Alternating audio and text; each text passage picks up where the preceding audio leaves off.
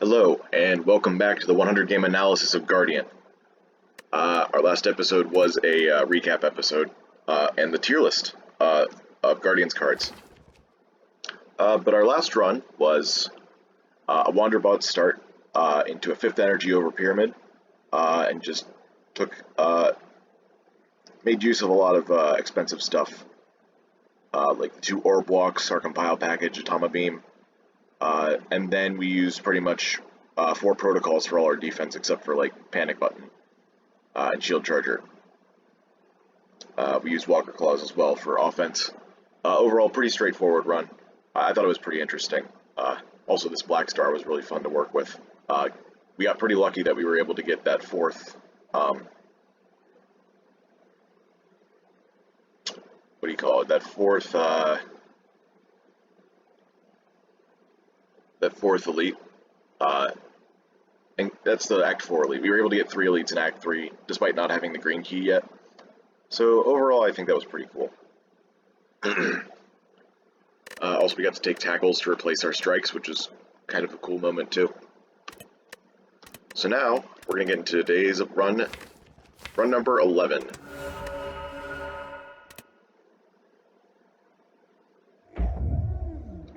Alright, we got a Dex Gem today.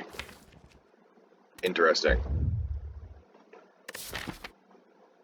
Our boss is Watcher 1. Obtain a random rare card. I don't like the high rolls. Obtain a common relic. Could be good, could be eh. This is just late game potential. Makes you a little bit worse in the early game, except if you want to rest. And of course, the boss swap, which we will likely be doing. I was thinking about the fact that we have a 90% win rate in our first 10 runs so far. It's a bit strange to continue boss swapping if you have a win rate like that. I don't think it's late enough to know that our win rate is actually 90%. So I think I'm going to continue to boss swap for the time being. But boss swap actually has so much variance that, like, after a certain threshold, after a very high percentage, it becomes actually optimal not to boss swap and try for something else, so that you don't low roll your boss relic. We haven't actually low rolled our boss relic yet, I don't think. Or at the very least, we've been able to work with whatever we've been given. I'm liking this path on the left. There is a flex path between this campfire and the elite. And then we got 2 more elites and 2 more campfires. This one's really late too, so that's really nice. And of course, this path of 4 fights is very good for us. So yeah, I'm going to go with the boss relic again. And we got Curse Key again. I'm still waiting for the day we get Busted Crown. Alright, let's put that in Twin Slam. Upgrade it. Do I have volume up? I guess I do. It's a little bit noisy in here with the fan running, so I'm having a little bit of a hard time hearing stuff, but it should be alright. It shouldn't affect your experience of this. If I get 2 decks, these fully block.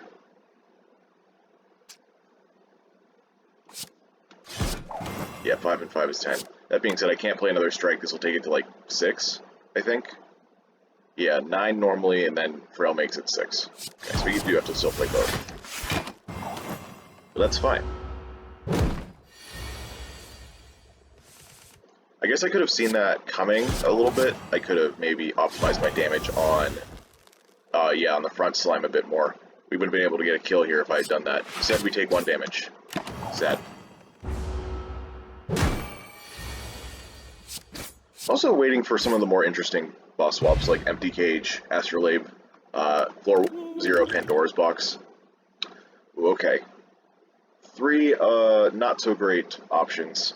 I think Piercing Hide is perfectly fine though. It'll save us some HP in the early game and stays relevant in a little bit into Act 2. Also, with the Speed Potion and the Dexterity Gem, maybe this is actually a much better pick than normal. Maybe if we fight Jawworm, that'll come in handy.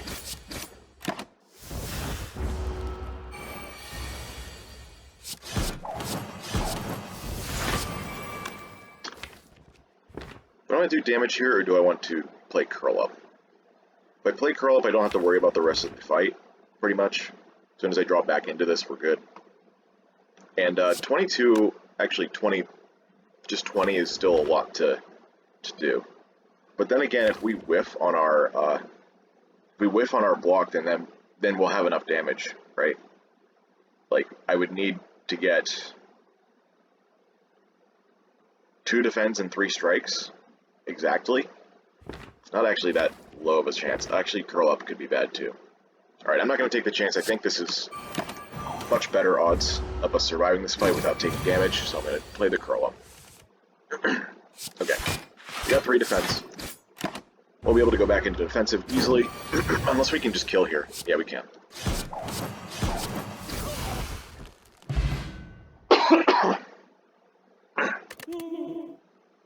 Okay. More defensive options. Even though Temporal Strike is an attack card, I don't really want it. I don't think Amethyst is great here either, because it seems like we've already got a direction going with our block, with Dexterity and an extra block card. Even if I don't have damage cards, Shield Charger is still pretty good. Being able to stall for multiple turns, even in elite fights, can backfire, but if you have the block for it, it's not that big of a deal. I think I'm looking for a ward over an Amethyst for this Twin Slam, or maybe even something else. We'll have to see. But yeah, just not this. So I'm going to take the Shield Charger. Going this defensive early, obviously, is not the greatest. Usually you want to take offensive cards. We just haven't been offered any. But, you know, sometimes going defensive can still be perfectly fine.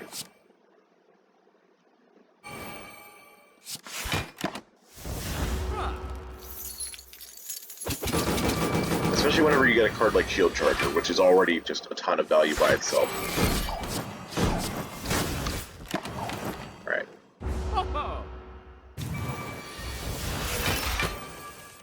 If we got a Body Slam here, I'm going to be very happy.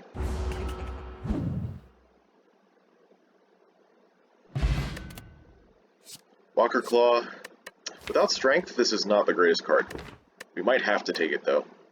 Or we could take a Temporal Shield and lean even further into defensive stuff. That'd be pretty funny, taking 3 block cards in a row. This feels desperate, but, you know, it's better on 4 energy.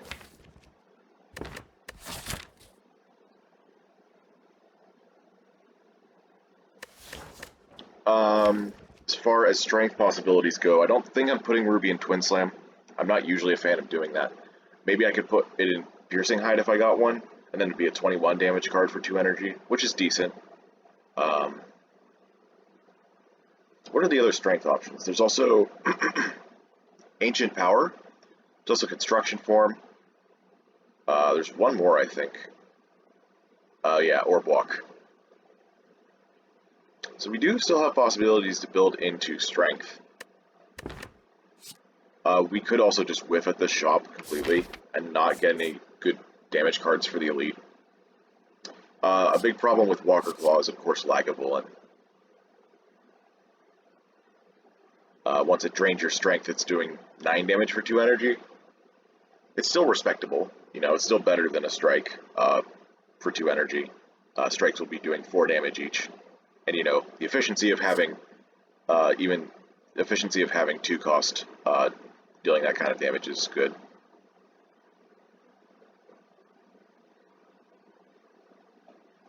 The problem with taking Ancient Power is that I would have to wait for it to come on the exact right turn for Walker Claw. With 2 defensive cards taken already and a defensive gem, it gets harder to bring that combo into the hand together. Usually, even if Ancient Power whiffs, you have some sort of backup.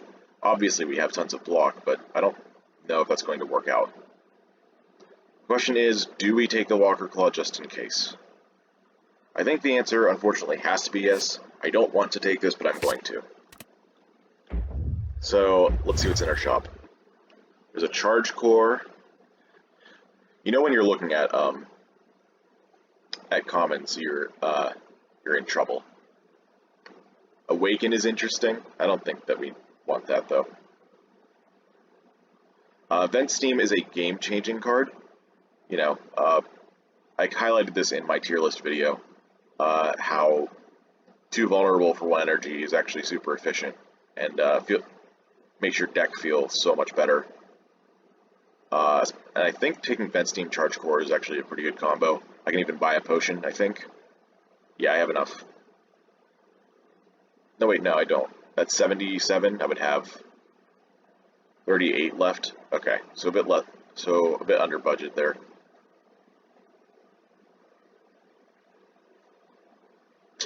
There is a bright side to having this much defense, and that's Watcher.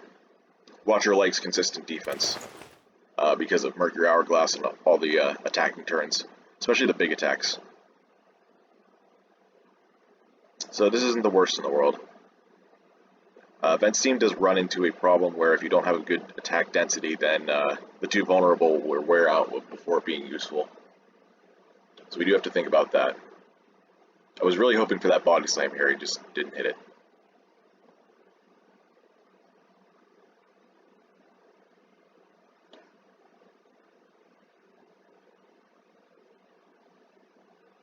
I do think that Vent Steam Charge Core is the answer here. I don't really like doing that, of course. It's buying 2 common cards, but I don't feel like we have much of a choice right now. We got one more fight before the Elite. Wow. Wow, what a hand. I have all these defensive cards and offensive cards, and you give me this crap. You even missed the shield charger. Whatever, I'm going to defensive anyway.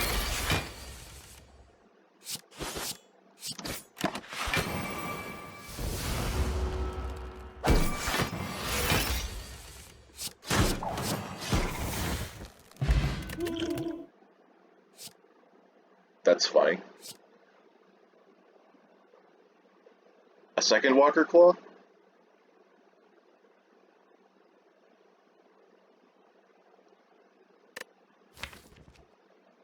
Could maybe even do Overload here, which is strange, but not out of the question.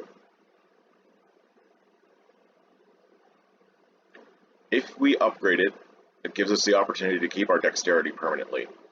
Also Thorns from Piercing Hide. And if we pick up any more gems, it'll keep those stats permanently too. This may actually be the opportunity to do something like that. On 4 energy, I don't mind all this. I don't mind having a lot of extra draw. Also, the downside we might just have to live with. Although we do have potions to hold us over in the meantime. Drawing back to our good cards is going to be very important if we decide to take this fight. We could take a second Walker Claw. I don't think that's necessary here.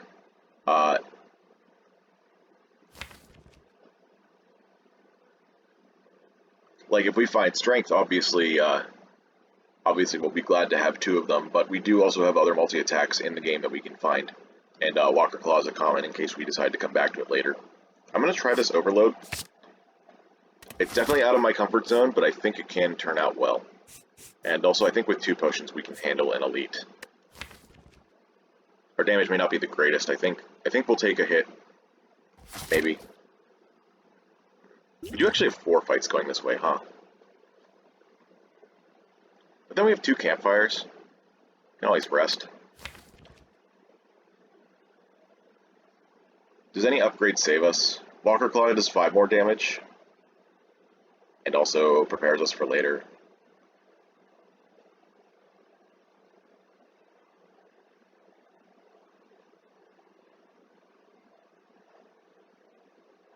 I'm going to take the risk here. I have actually tried going into Elites with very defensive builds before, and it really depends on just your overall power level. If you have good block cards, like this Shield Charger here, or Dexterity, like with Twin Slam that we got going on here, we can beat Gremlin Knob with... Why are all my attack cards in the same hand? You can beat Gremlin Knob with a little bit less than optimal damage. You absolutely have to play Vent Steam. I think we have to play Charge Core as well. Do we have to use Liquid Memories right now? We could wait. We could use it on Twin Slam on a later turn. Well, I'm definitely using this now. If we use it on Twin Slam, that means that we can use a block card to save us. So I think I'll do that. Especially if we like low roll our attack hand. Okay, so this is fine. We could bring back...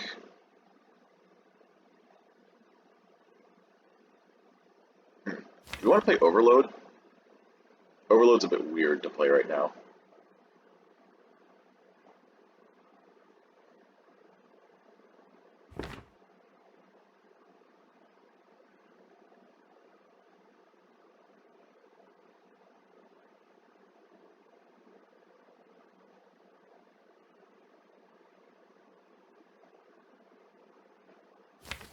I think we do have to bring back some damage.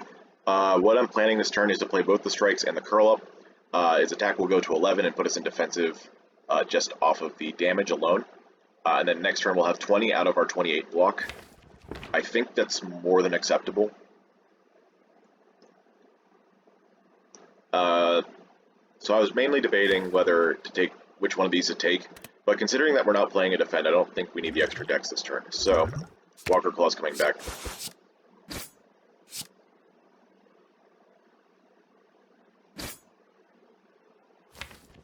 Yeah, we don't have 14 damage next turn. So going into defensive here is important because it gives us the thorns. We are going to draw all 6 cards, so...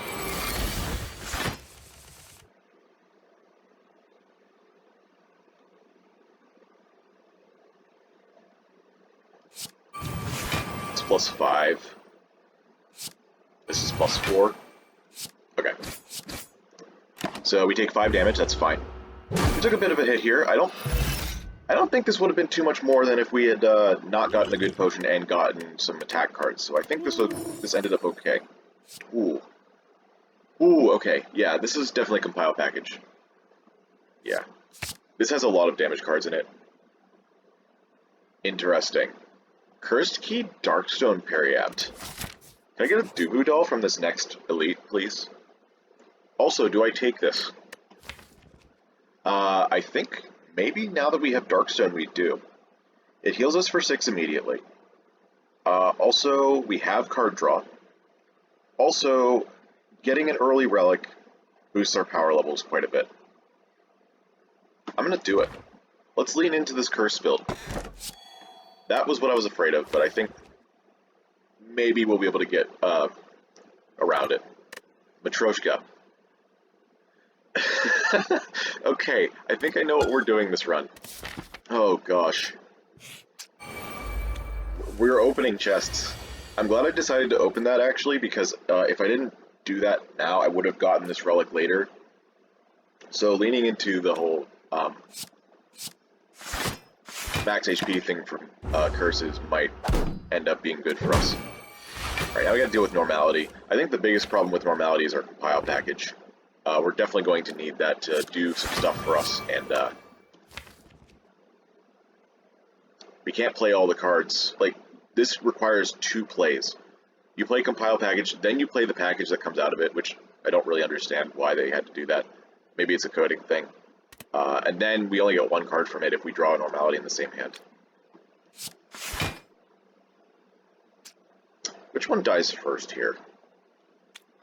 Well, we're not weakened, and it's not weakening us, and the acid slime isn't weakening us.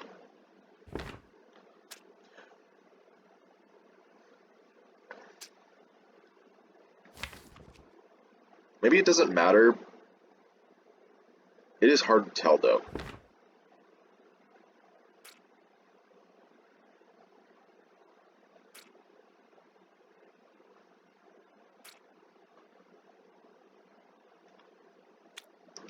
Well, I know this isn't attacking next turn, so I should probably just hit the Acid Slime. Acid Slime is notorious for being very aggressive. Okay. yeah, this is fine.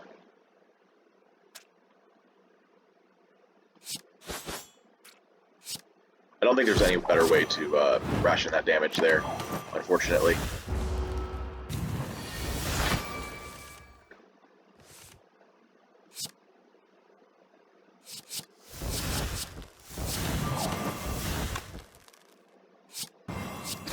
Okay.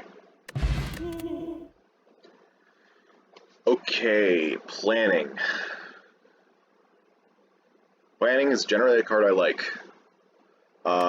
With normality, I don't think it hurts too much.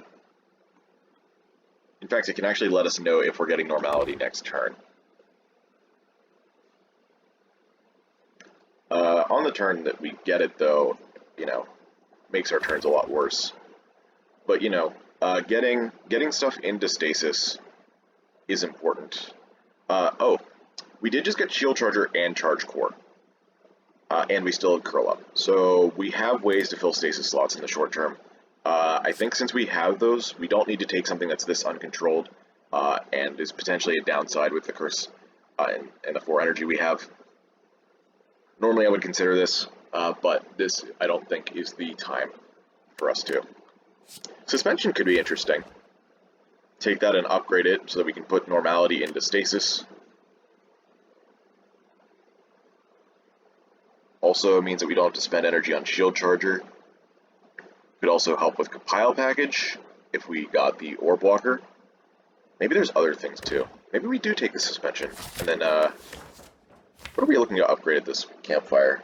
Probably Compile Package, 100%.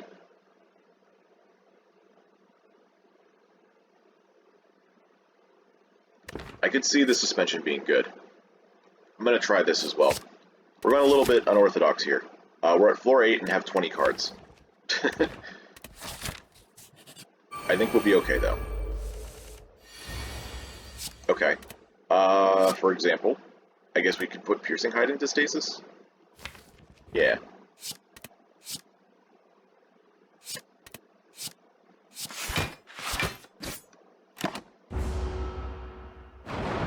This is probably going to be one of our more difficult fights. Okay, we got Compile Package without normality, that's great. Ooh. I would absolutely love to be able to play this Bronze Package. So I'm going to. I'm 1 damage off killing this.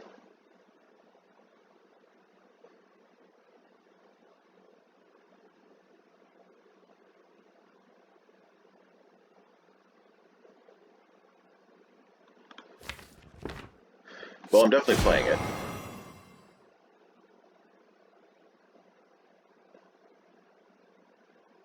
I think we take damage no matter what we do here.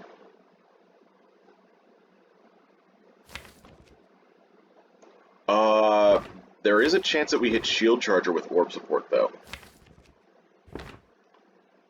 So, let's do this.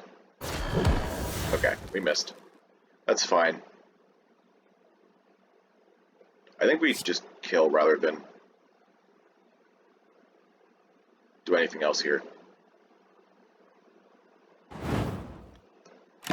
Alright, we'll take our 10 damage. That's fine.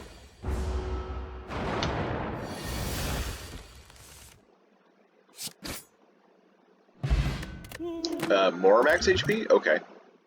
Definitely not going to complain about that. Sapphire. We have a campfire coming up? That's about all I can say about it.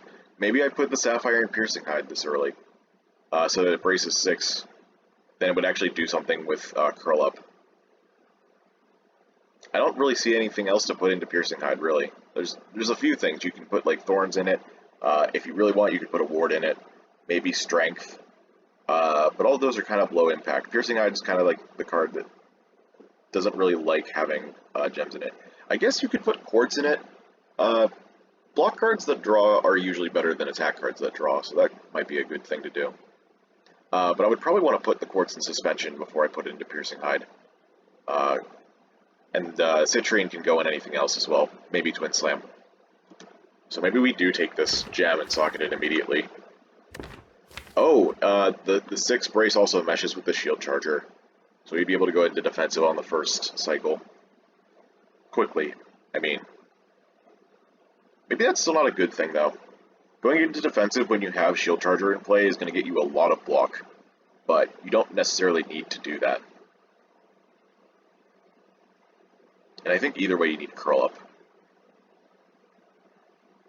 Could still be relevant later. Bracing for 6 is a lot better than bracing for 3.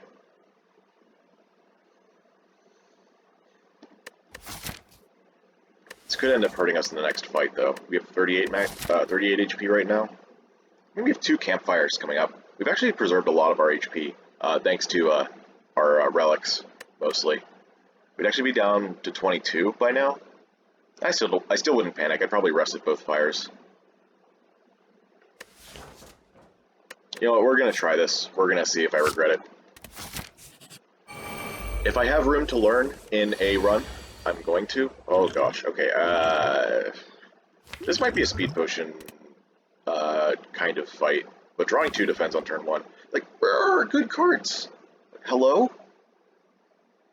Like, could I have my cards that I put in my deck and not this? I guess this is coming back to bite me immediately. If I use Vexing Draft, I lose that on maybe a more important fight. I have 1, 2, 3 block cards. The Compile package, I guess, does something. This is 12 damage, right? So that's 16. That would be 16 HP left, which means that Walker Claw wouldn't be able to kill. So we're going to go for this.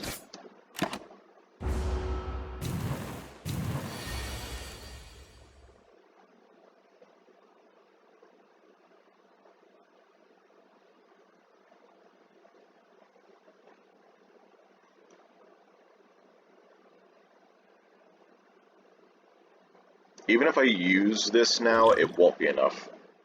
It would have been enough last turn. But I would only be able to kill 1.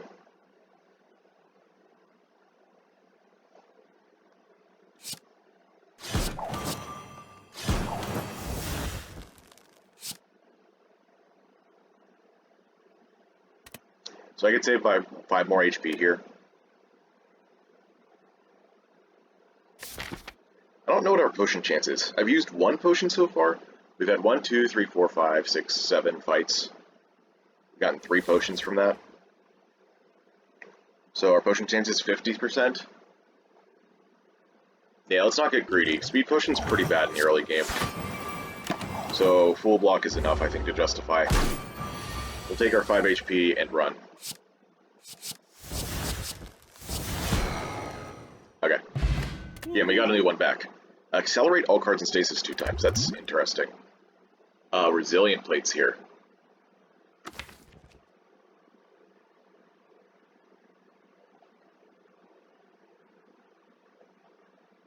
Resilient plate versus the next elite. We know it's not going to be sentries, so there's definitely room for them to debuff us.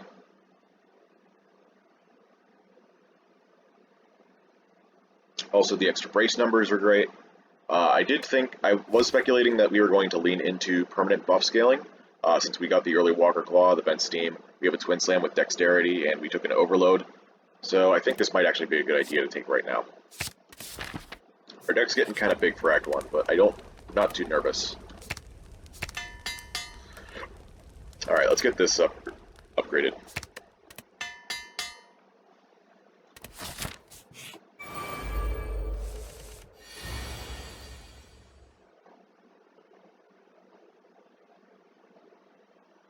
Can't block all of it no matter what I do, unless I use a potion, so... I don't think I can kill one without doing this.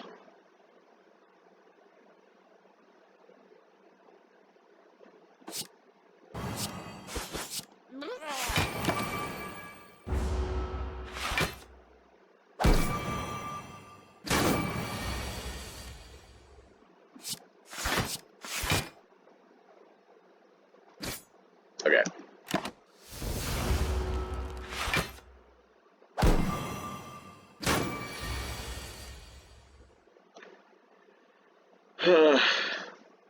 I guess this is the time to use Temporal Potion. It's not too bad.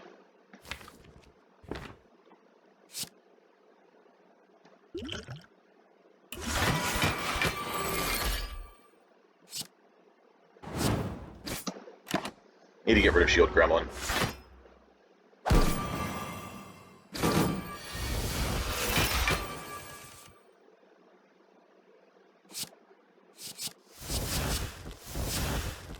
Or we can just do that.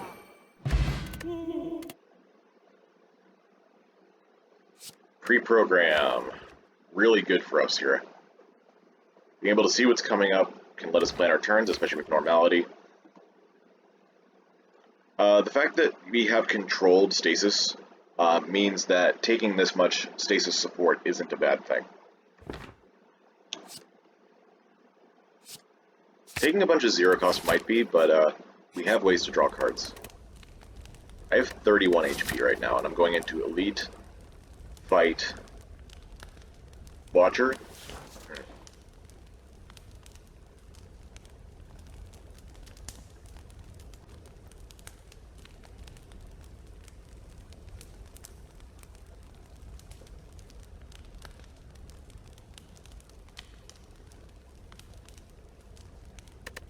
Resting is for 26, so that's 57. That'd be more than enough, I think. Let's do it. Especially since Watcher's going to be kind of a slow fight, and that's it's kind of risky to do.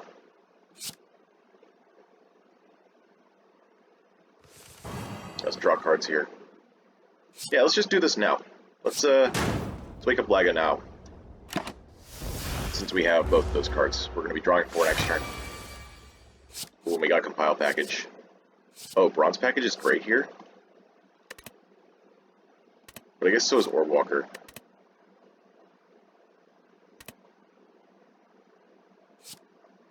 If we manage to curl up Orb Walk into Stasis, that'd be great.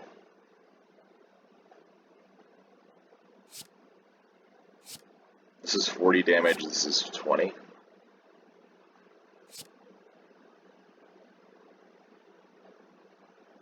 We also can't block if we do this. Okay, we'll do Orb Walker. Oh, I just realized that we can't actually play Walker Claw. Hit Orb Walk, please? Nah, alright. It's fine.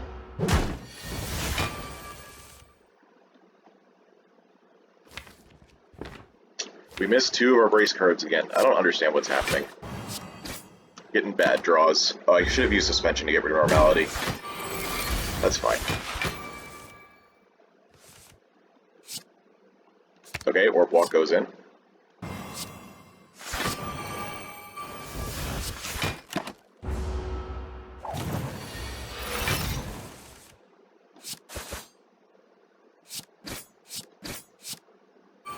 Back into defensive. We're just going to keep blocking this out.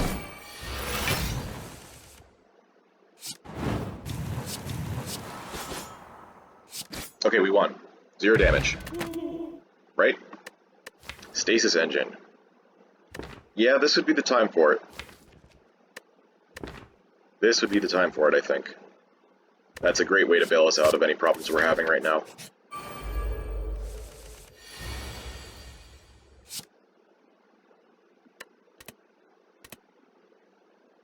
This puts us in defensive.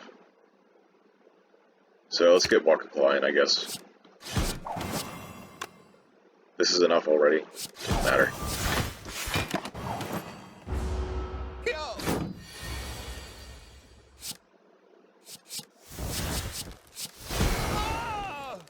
Cool. Now we have Question Card to take even more cards. I don't think these are the ones I want. Sentry Blast is interesting for sure. Maybe I do take that one because it has Weaken attached to it, and also it's also good for Stasis Engine. Yeah, all right. This is not my usual playstyle for an Act 1. I usually stick to 20 cards or less. This is certainly a result of circumstances more than usual play. I would be interested to see how other people play this Seed. Shield Charger is okay right now. Do I want it immediately? I guess I do.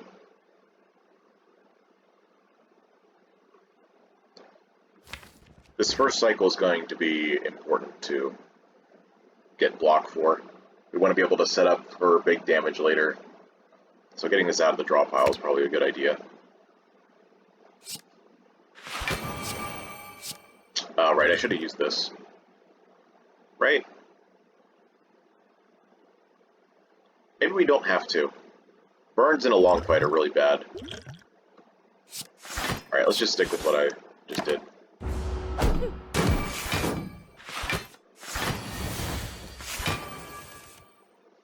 Okay, Sentry Blast goes in, I guess. This comes out in 2 turns, so if we go into defensive now, we don't get to keep the block by then. That being said, we don't really have much of a choice. I guess we take 6 damage here.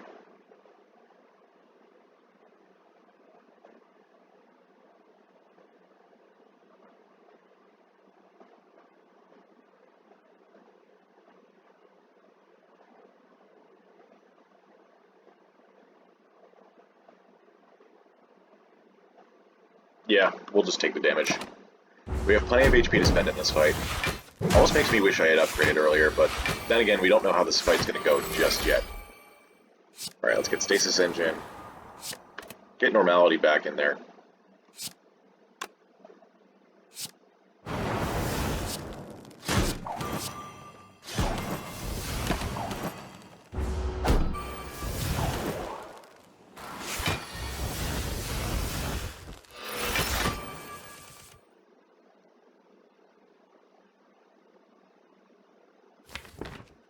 Is there anything that we can use to put it into stasis? Reroute, reprogram, don't do that. I'll take the Ancients.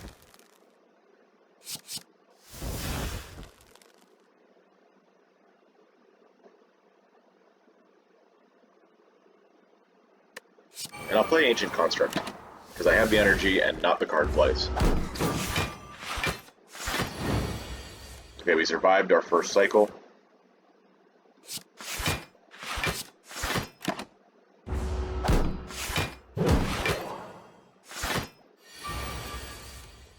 Okay.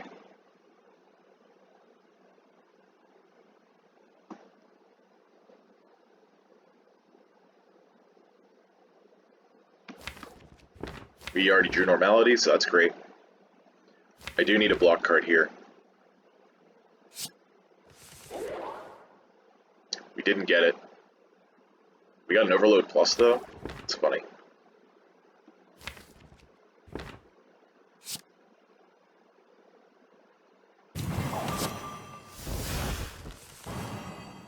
So now I can play this one.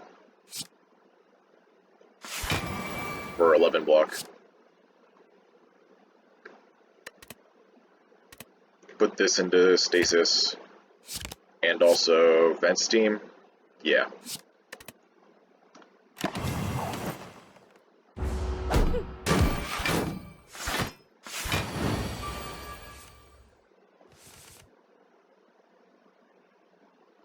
Ouch.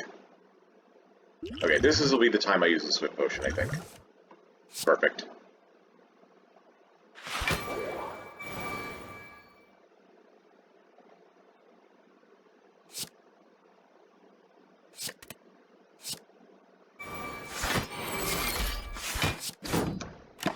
Okay.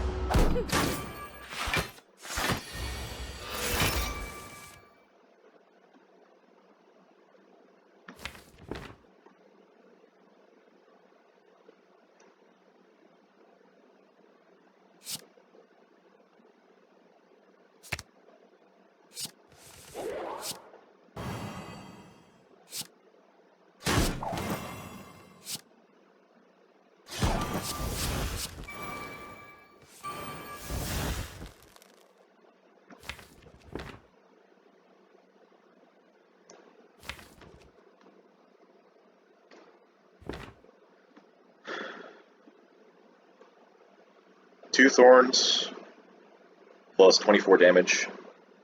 Okay. Normality comes out next turn, which means we have 1 more turn to set up our big damage turn. I think this is fine. I guess I should have played a defend.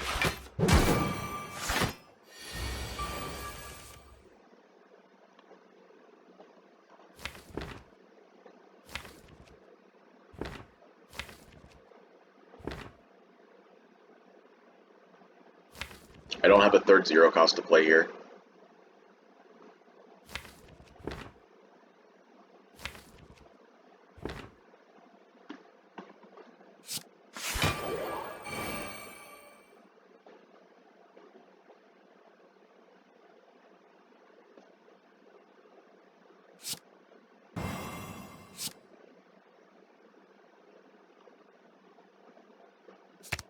Okay. That's what I'm going with. I might have misplayed this fight a bit. It's fine though, we rested for exactly something like this.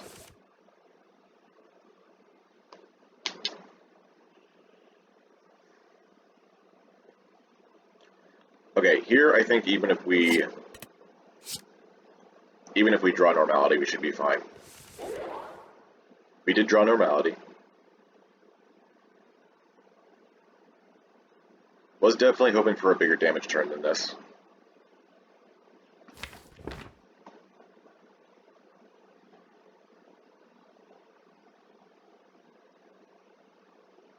This is 21.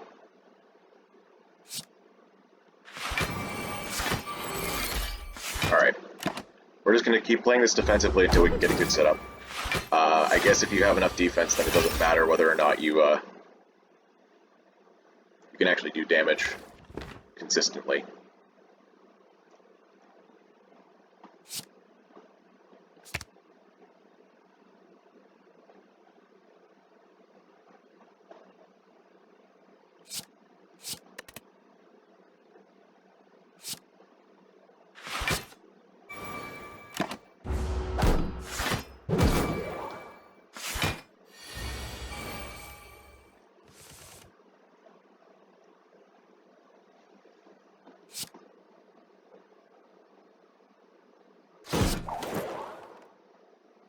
This would put her into Wrath.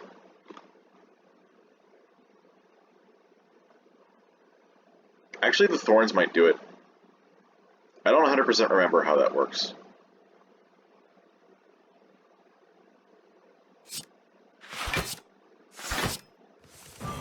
Okay, good. We drew normality. Got that out of there.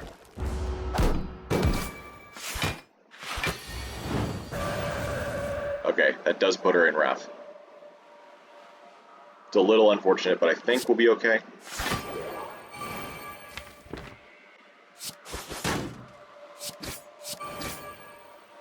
Maybe it's not. Maybe it's not unfortunate.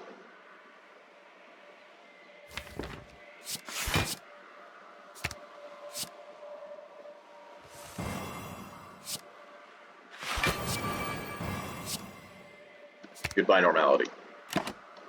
We are winning this fight next turn. 2.25x damage. Oh, right. That's not how that works. That's 45.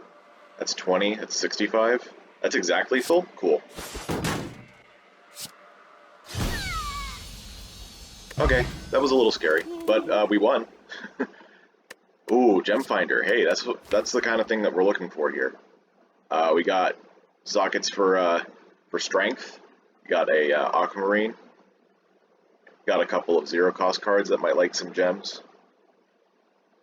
Also, we have Stasis Engine to help us until it pays off. That being said, the other thing that's catching my eye right now is Gem Cannon. Gem Cannon's a pretty big deal if I am able to get more gems. That being said, I don't really have that many, and Gem Cannon is best for Act 2 when you need the gems the most. Or, sorry, when you need the Gem Cannon the most. Usually, Gem Cannon is used to one-shot enemies in Act 2. Using it for supporting damage usually doesn't work out. But what it's good at, it's really good at.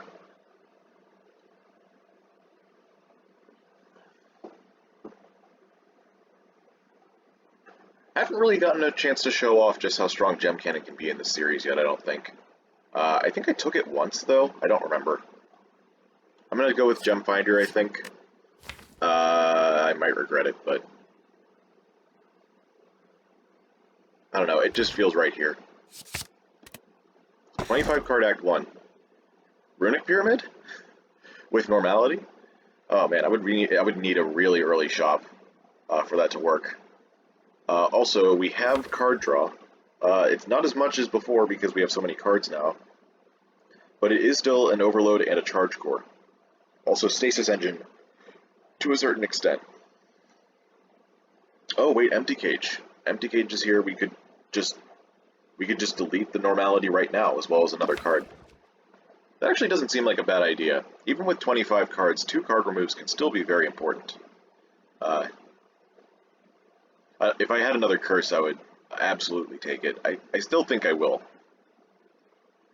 I think 4 energy with the Stasis Engine and all the zero-cost stuff we're doing is still absolutely acceptable.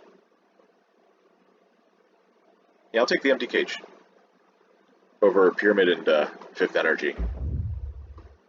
Normality's out first. We have Dexterity, so I don't want to get rid of Defense.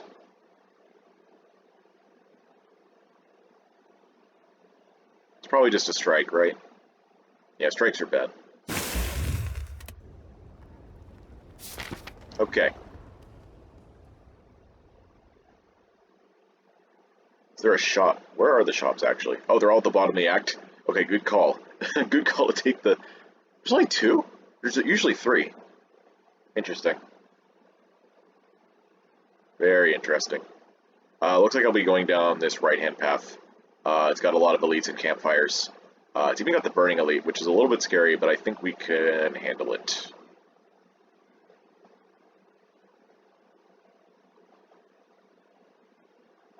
Technically, this route has the most flexibility while getting the exact same stuff as everything else. If I go this way, that's 2 and 2. I can do this to get 2 and 2. If I go this way to get the campfire instead, I still get 3 and 1. I can also do 4 or 3 and 1 to the thing there. Yeah, we'll start here. Then we'll make some decisions. That's kind of funny. I might end up upgrading this later for Stasis Engine. So far, I have not felt bad about this Walker Claw take. I was definitely in a pinch when I took it, and the Normality was getting in the way a lot, but I think it did help enough in Act 1 to justify being here. Also, we still do have a potion that can benefit it. We're going to get some Strength Gems with Gem Finder to put into Vent Steam, and maybe with the Overload and Resilient Plate, we'll be able to keep those stats permanently.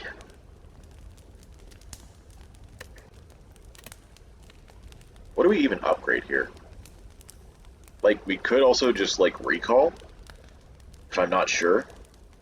There has to be something better, though. Suspension, I guess, comes to mind. On 4 energy, you really don't want to be spending 2 cards for 0 energy. So drawing an extra card there is pretty nice. You can also just put Stasis Engine as an 8. I think that'll hurt us a lot in the early game, though. The early act, when things are hitting hard on turn 1. That definitely gets an Act 3 upgrade, though. Let's just go over these real quick. Shield Charger is good general value. I don't think it needs the upgrade yet. Curl Up, no. Piercing Hide, no. Walker Claw, no. Not yet, anyways. Vent Steam, I don't think the Vulnerable is going to be... one more turn of Vulnerable can help with the damage, but I don't think it's going to be saving us anything right now. Charge Core is just 5 more damage. Overload is good because the draw reduction gets removed by 1 stack, and also, like, if we use any kind of temporary buffs. Suspension, of course, would draw a card. Resilient Plate, I don't think we need to play it more than once yet. Pre-program is nice in the later game, Stasis Engine as well. Sentry Blast is just a little bit more value, like 2 more damage, and then like you get 2 brace from the weakened one. And of course Jump Finder's there. So I think our 2 strongest upgrades are Overload and Suspension. As for which one, That's a bit harder. I have noticed that with Overload, we've been able to, we've been in sort of, with all our stasis manipulation, we've had the ability to put cards into stasis and get them out on the right turns to not have to deal with the 2 less cards. The last fight is kind of, the last fight against Watcher is kind of a, not a great indication because we had Ancient Construct in play, so that negated the downside entirely. But I was noticing that even I was forgetting about the artifact, so I was still playing that card in order to set up future turns.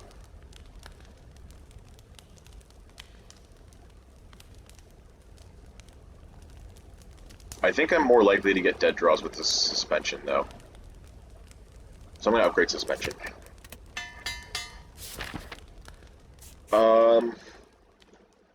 Honestly, in terms of pathing, I think I'm going to want to head to this campfire since we have Gem Finder.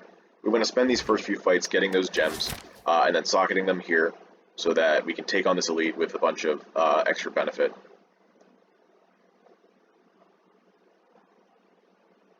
Then after that, we'll have to see how it goes. So yeah, let's just take some fights over events. Yeah, there's the suspension upgrade already. Defend? Yeah, I would like to keep that, I think. I don't think Curl Up we want to play this turn. Oh, we can knock down one of the birds right now. We play Twin Slam once, then defend, and then Walker Claw on one of these 2 birds, probably the one with the most HP. So yeah, let's put Curl Up into Stasis. You can also use this potion here. I don't think it's going to work very well against Flight, though.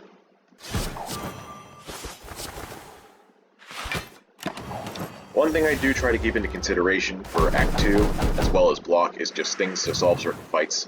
So yeah, sometimes taking a multi-attack, a targeted multi-attack can do that. So I guess Walker Claw is a better choice than I initially thought. This sucks. I think I don't defend and play Resilient Plate so that I get defensive. If I go into defensive, I have 3 Thorns by the time this attacks, so it loses 18 HP.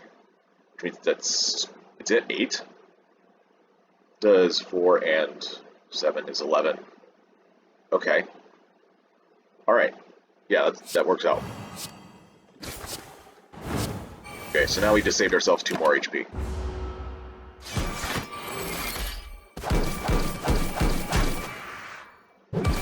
There you go.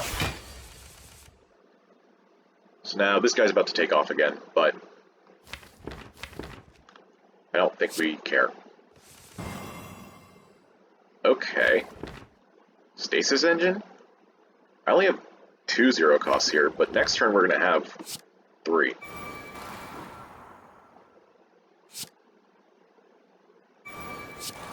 And we'll just put one of these in because it comes out immediately. We'll get some more brace. I swear this Curl Up. Not only does it come on Ascender's Bane turn so often, it likes to put it in there. I don't understand it. It is funny though, I'm not, like, upset. Give me Thorns, maybe? What is this, how many? 3 Thorns? And I go into defensive for 3 more. Okay, that just wins the fight. Don't need to worry about calculating with Atoma Beam. 6 Thorns just kills both of them. I have 50 block. Yeah, let's just end turn.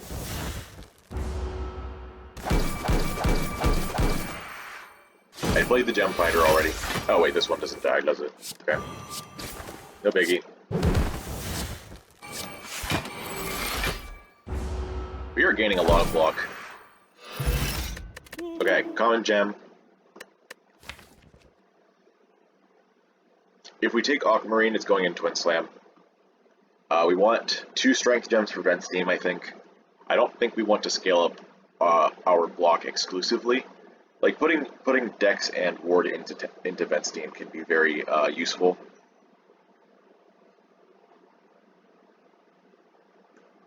Just because it,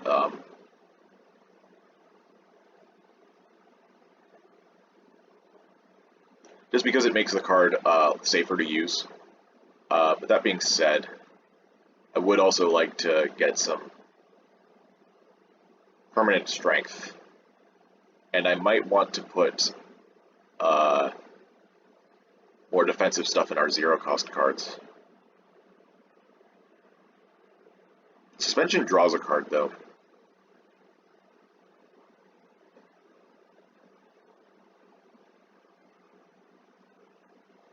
So part of this decision, like, I could just take the Aquamarine because I know I want it. But the thing is that if I've planned out that I want a certain number of gem more than I want another, I want to take the one that has the most, that I'm wanting to take the most of. That way, I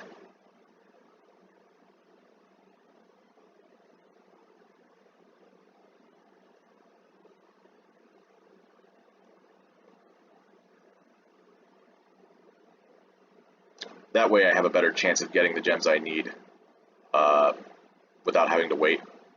Because, you know, you only get 3 out of 4 gems. So this is a bit of optimization here.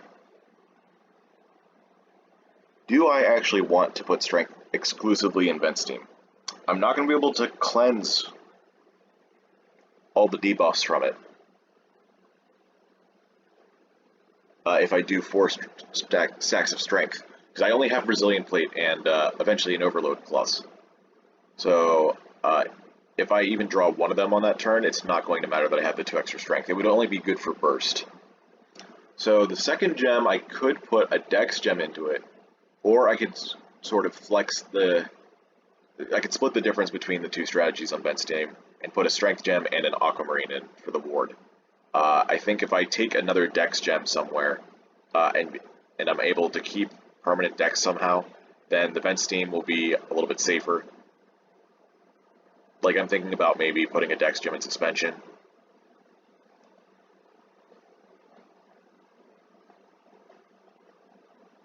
So yeah, we got 2 Aquamarines, and I think maybe 1 Dex gem.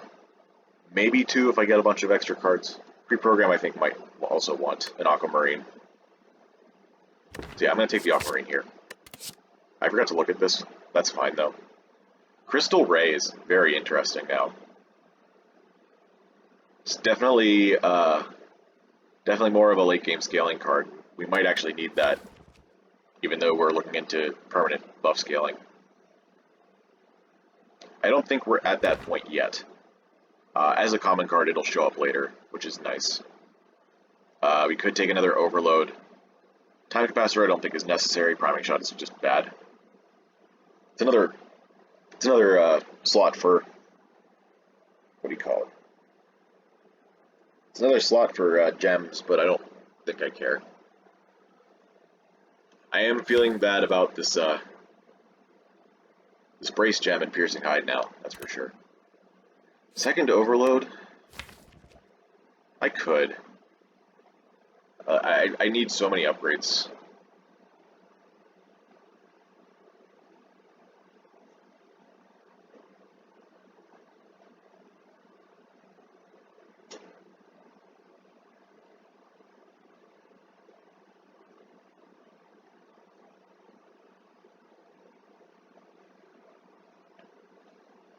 I think with a larger deck we are going to want to go through it faster, so I'm going to take a second one, and we'll live with the consequences.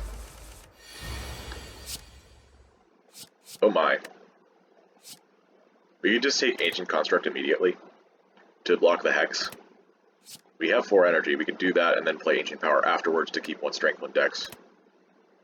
Or even play Charge Core. That may even be better. It's so much to pay for just 1 artifact. I think Sentry Package is bad with Hex.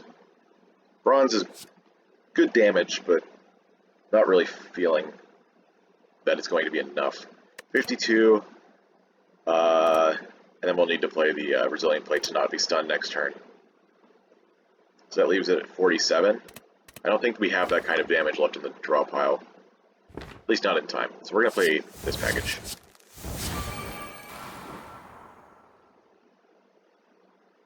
I did forget to play this first, but that's fine. I was planning on playing Charge Core anyway.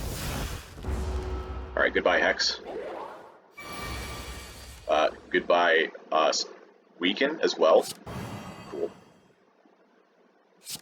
Give me some permanent decks too.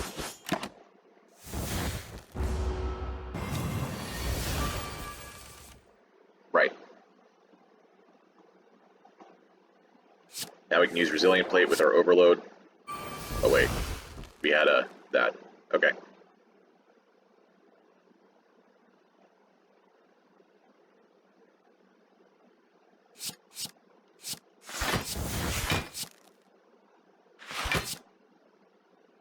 I don't think we can kill immediately, so I'm going to just do this. We're going to get Gem Finder back on a turn we can play it. Okay, now we're going to be vulnerable unless we prevent it. Shield Charger goes in. No, we can't prevent it here. 7, 14. Okay, that's enough by itself. That's cool. Can we do damage next turn?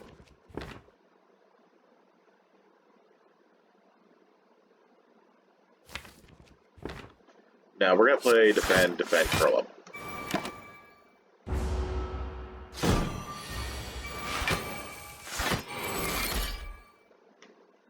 $36. Okay.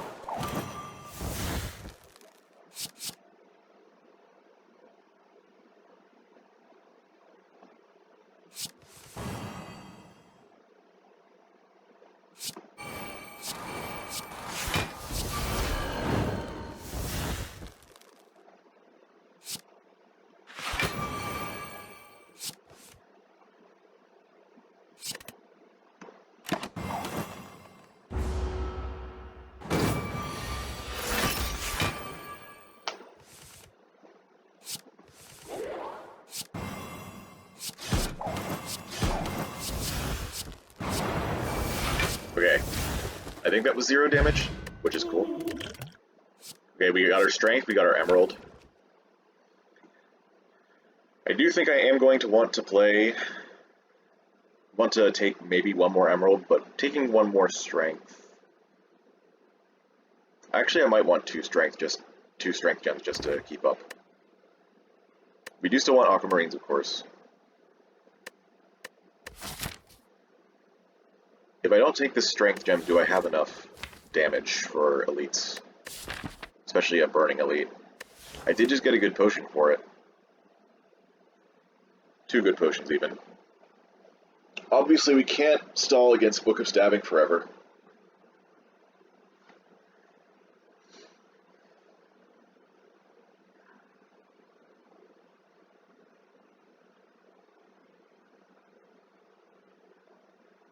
We do have Compile Package to maybe bail us out.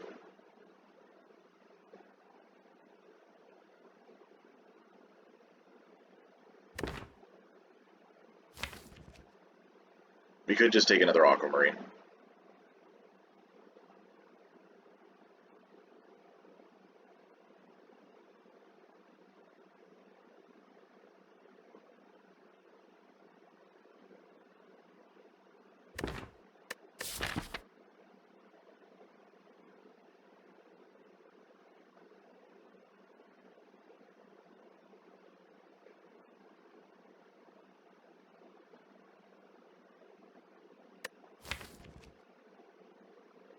I think we are going to need this strength gem.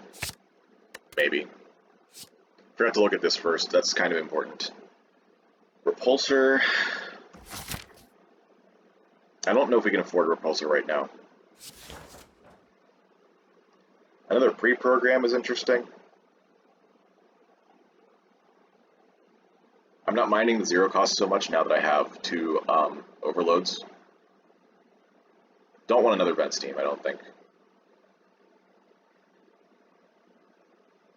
Do we have too much stasis? I don't think we do.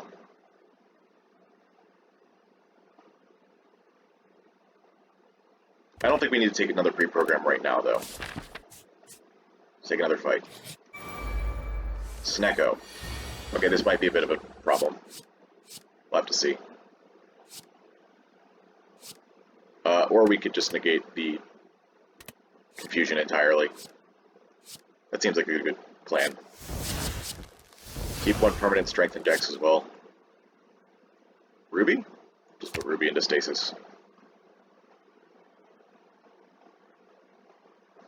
Do I play Ancient Power first? Yeah. Oh, right, that happens. At least we kept a dex.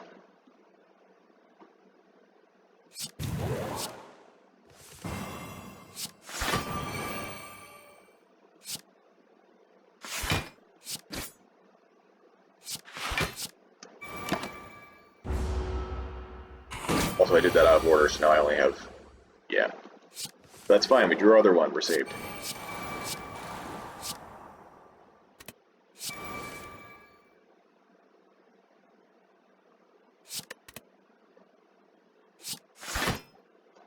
Okay. Yeah, it still didn't actually save us.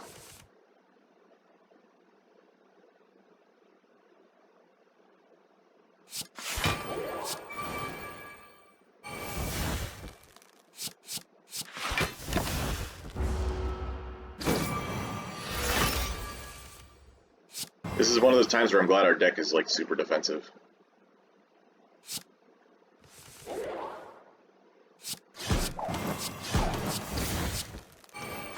Okay, they hit Charge Core? That's great. Maybe we get Ruby now? Yeah. Okay, we did it. Ruby's back. Definitely taking Aquamarine here, I think. Getting our second thing. Shield Charger is also here. Seems like a reasonable pick. Shield Charger is just so good. Alright, 28 cards. We gotta not lose. Orb Walker with Incinerate can get Shield Charger to do a little bit of blocking immediately. Could also just do Ancient's package again. Can we block the full 21 somehow? Is the real question. We didn't draw any cards with Overload yet. We have Resilient Plate to cancel any other debuffs.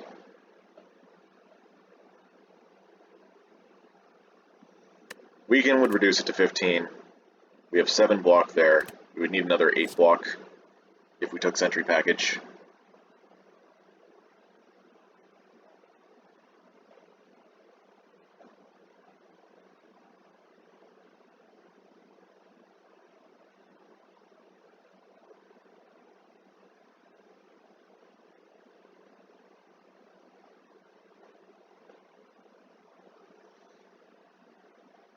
I think drawing through to more of our cards is a good idea here.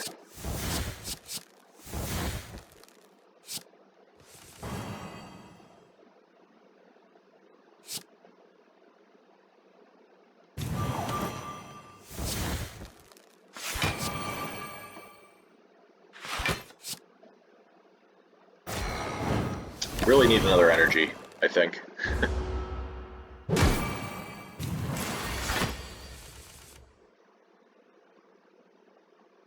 Ouch.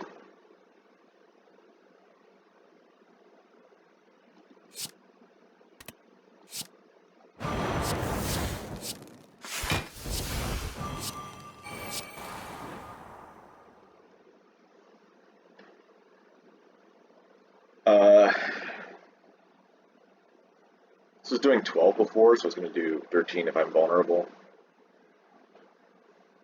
I think that's fine. We're just going to use this now.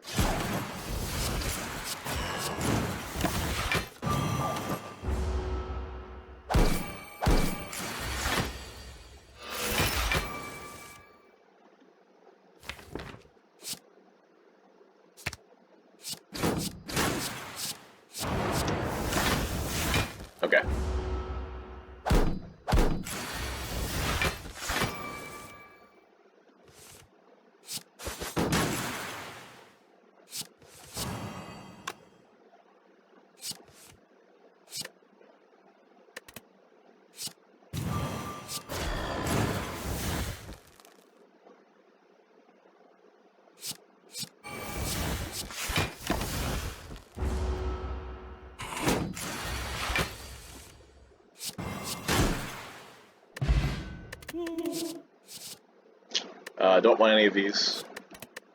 Oh yeah, I guess taking all those fights was still correct, even though I lost some HP, because we had question card. So getting us some better stuff was pretty good. Okay, we didn't get another Aquamarine, so it's good that we took the ones that we did. We could take another Strength Gem, or we could take another Dex Gem.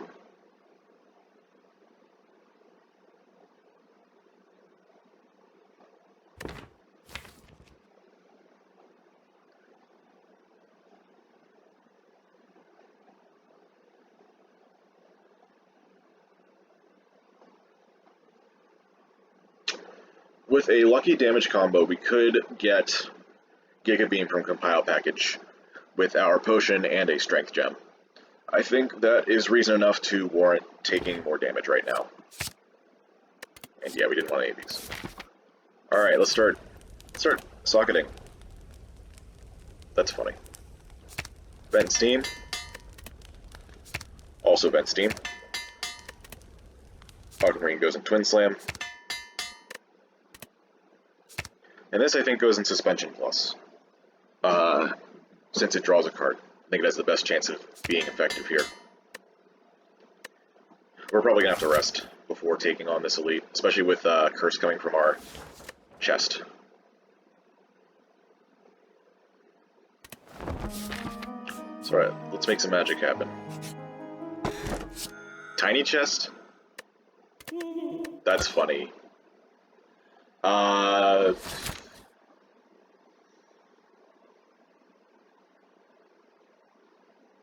Again, this is a case where we can't guarantee that we're going to get the blue key in Act 3 when there's a campfire afterwards. So we just have to take it now. Bit unfortunate, but that's just real. We got Decay. I think this only shows up if you have a curse in your deck, so that's interesting. Right. Maybe it can show up with Ascender's Bane. Obviously, it tells us we have 2 curses. The only ones we have are Decay and Ascender's Bane. Curse Liquid Potion. Let me look up what that does real quick. This won't take long.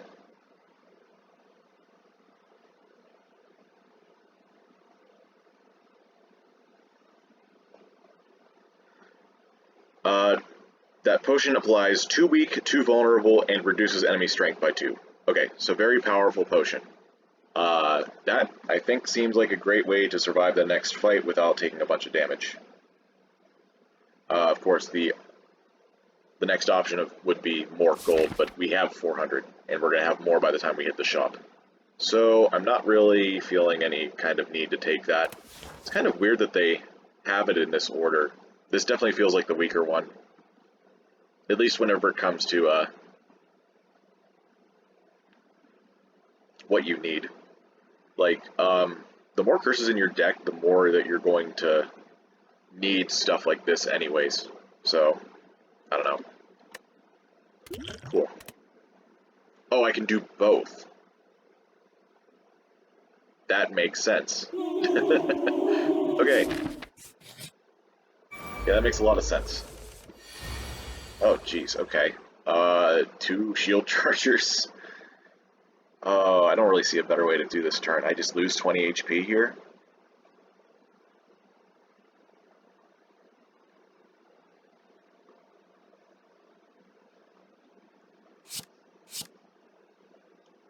I could play this now, but it only the weak and vulnerable only lasts for 2 turns. Also, they have max HP, so I kind of want to be able to use the vulnerable. That being said, we do have Event Steam too, so maybe it's fine to save 4 HP now. This is not the greatest potion for this fight, since it only affects one of them. I think I'll save it for now. We'll take 24 this turn, and the next turn we'll have 30 block. Because we're crazy. Yeah. Ooh, do we hit it? Did we hit it? Did we hit it? 48. Use the potion now? Yeah, I don't really see a better use for it, to be honest. 16. I'd rather not be vulnerable. Rather not be stunned, honestly.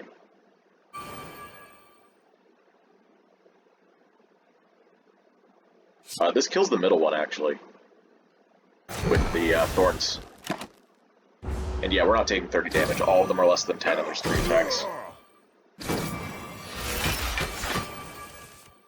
Okay, we got Gem Finder. That's great. And we got to kill on all of them because I have thorns. Nice draw with our 2 curses. Okay, I think not playing this was correct. Revenge Protocol. The other emerald. Interesting. So if I wanted that, I could take that. It's also Refracted Beam +1. Works well with our strength.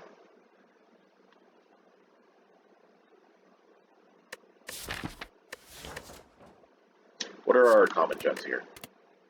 Tourmaline, Ruby, Aquamarine. Okay, that's about to be... That's pretty much expected. I don't know if we want to take another Crystal Ward right now. We could for reprogram.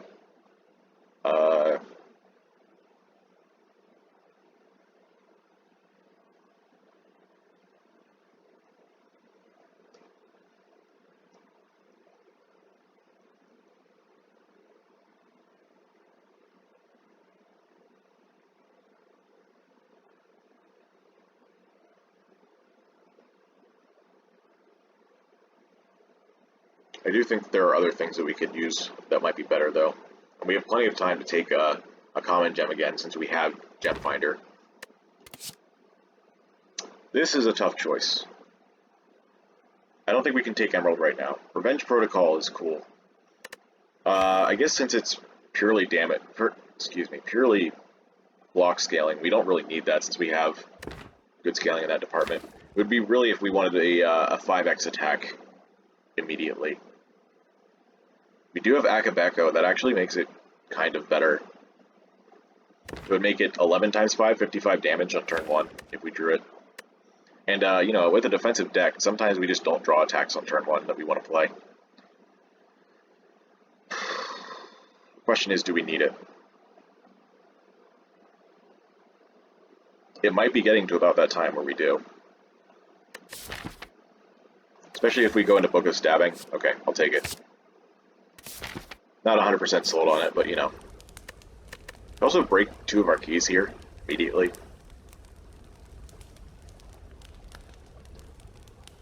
I think we do want to do this one. If we do want to rest, we're going to want the max HP. If we don't want to rest, we're going to want the current HP. So both are important. I would like to keep a lot of gold going into a shop, though. I think I value a campfire more than I value another elite. Because we do still have a lot of good upgrades, namely the overloads. So I don't think we have to rest. If we do need to, we can do it here. So I think for right now, I'm just going to upgrade one of our overloads. Maybe I could just take the red key as well.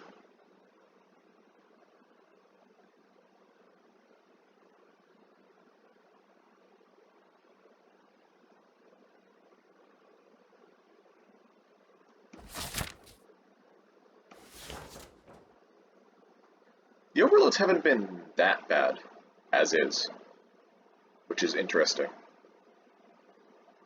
The debuff, I think the debuff reduction is important, though. That said, we have a lot of important upgrades, like both the overloads, Resilient Plate, Stasis Engine, all come to mind.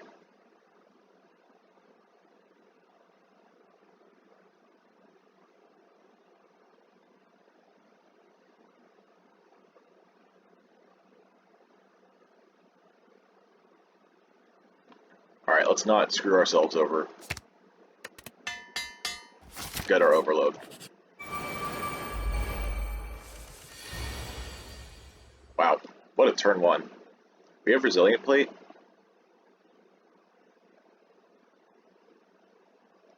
We do need to get a kill here, so I don't think we can use Overload Resilient Plate as 2 of our energy. That's not exactly what I was hoping for either. But I found a way to put us in defensive. for next turn. Oh, for this turn, I guess.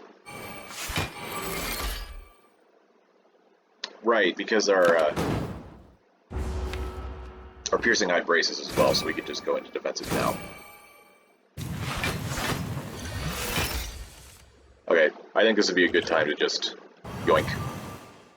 So now we got 38 incoming. We can definitely change that. This is normally 5, this is normally 15. So that's 20 damage. I think this means we have to use Akabeko on one of these guys in order to not take as much. This is normally 15, this is also 15. So I guess we can't kill both anyway.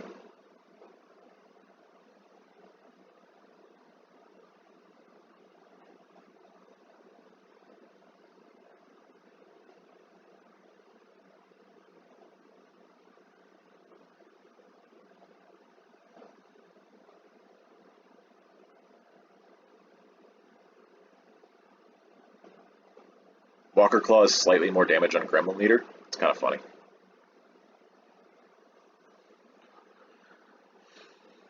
Alright. Bit of a shame that we had to waste that much. But such is life. Alright. 13 is not terrible to take.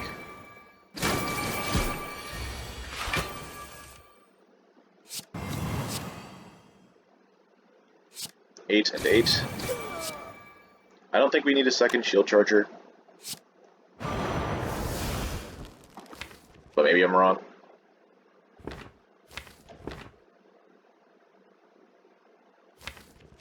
Extra card draw is like that, I guess.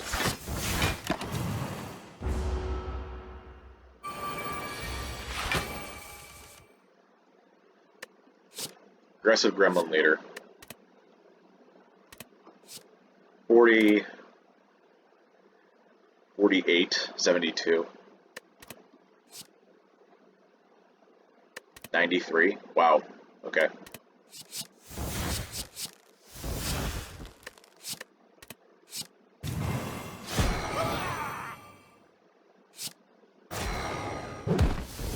I didn't play the I didn't play Gem Finder, but that's okay. I don't think it's going to matter.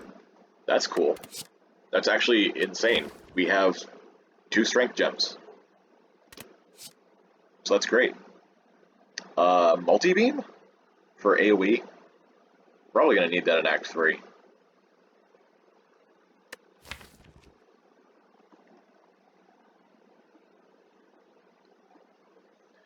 Guardian doesn't have a lot of great options for AoE.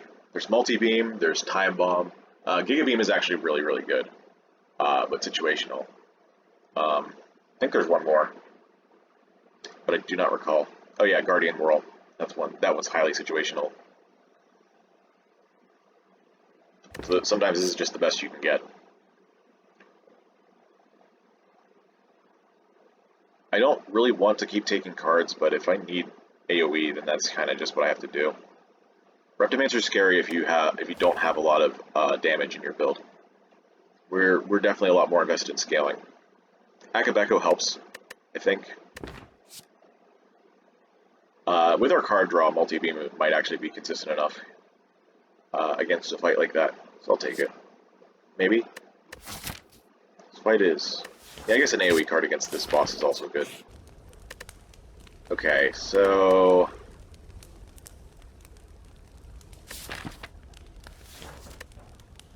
$36 HP is a little bit less than what I was hoping for. I think we'll still be okay, though. I don't think we need to rest. So I want to upgrade if I can get away with it. I also don't think multi-beam needs an upgrade here, surprisingly. I'm not using it for scaling, and we have hopefully permanent strength coming in.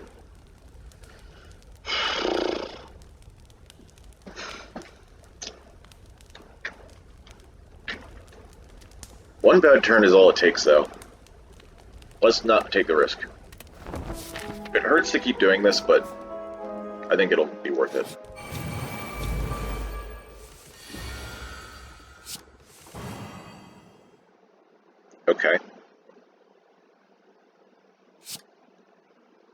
That's interesting.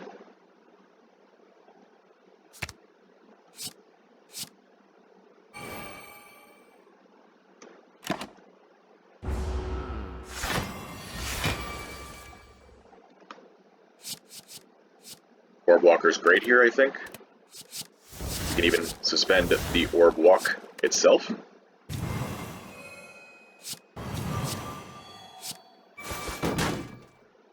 That was a lot of damage.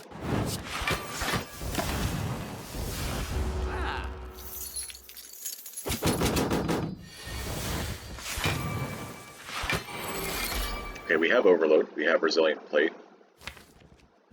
I think I do want to draw through these.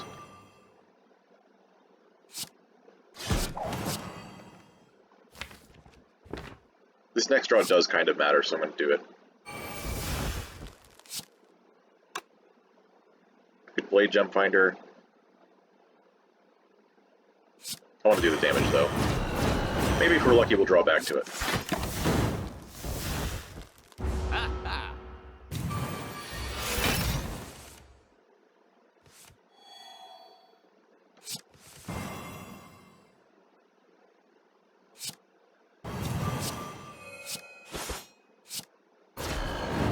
Okay, this was actually really good. It was a lot more damage than I was expecting to do against the merchant. Body Slam is finally here.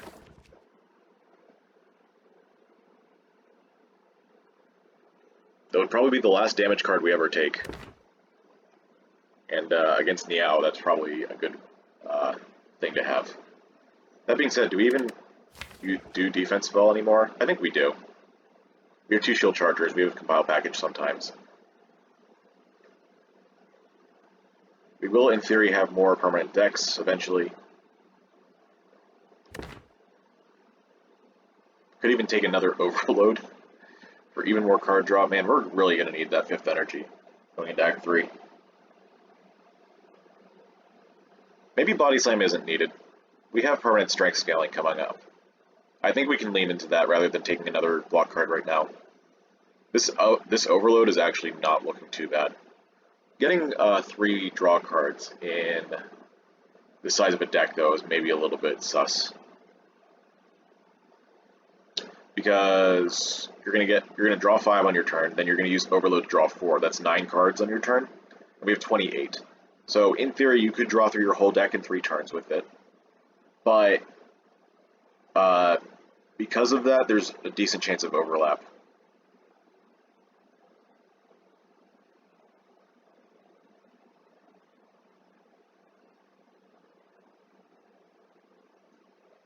I think we actually only draw through 2/3 of our deck on average.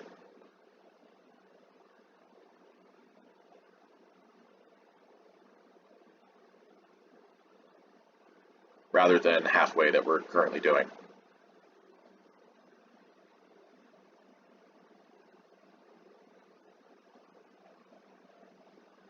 Maybe it's still okay. I don't really want to chain overloads in the same turn, but maybe the consistency is still worth it, or at least it will be after this act.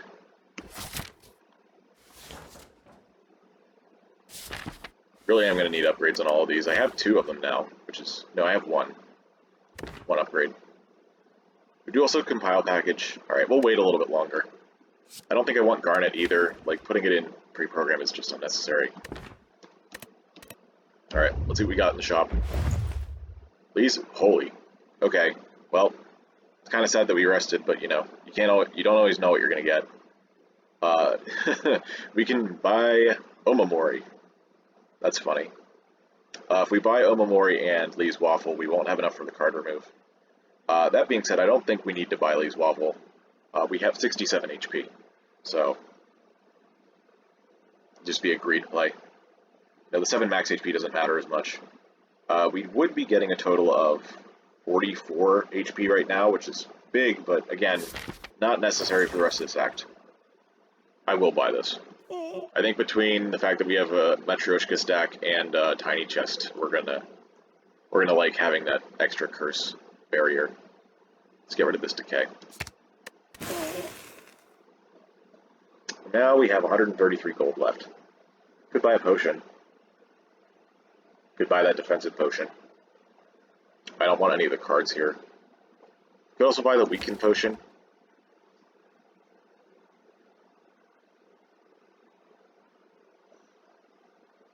I honestly don't think we need to spend the gold here, so I'm not going to.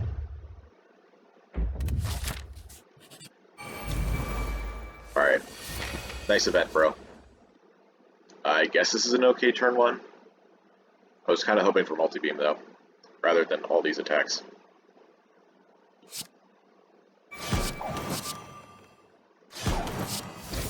And I think I do want to get closer to defensive here, just to be safe. I don't think 7 damage is worth 10 brace.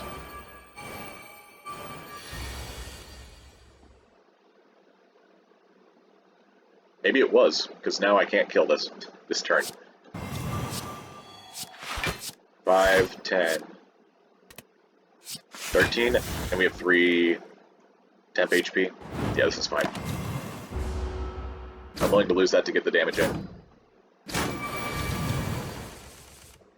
What happened there? Why did I lose normal HP? What happened?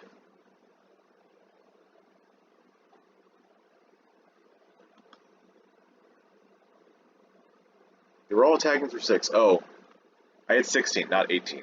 Doy. So yeah. At least I get to go into defensive now, that's cool. Okay, we take a little bit more damage, that's fine though. We won't take any more damage the rest of the fight, I don't think.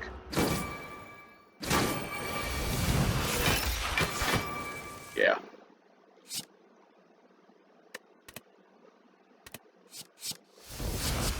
Get some burst damage in here.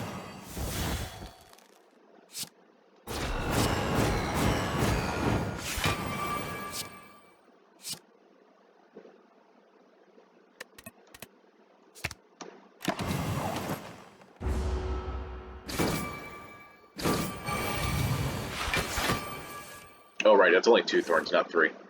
Alright, well my bad on that then.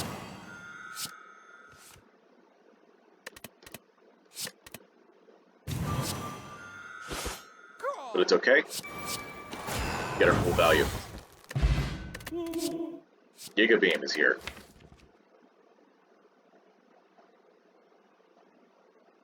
Don't think we need it. We're leaving Act 2. The big burst AoE is no longer as necessary. We have strength scaling, but I don't think we're able to play around the downside that well.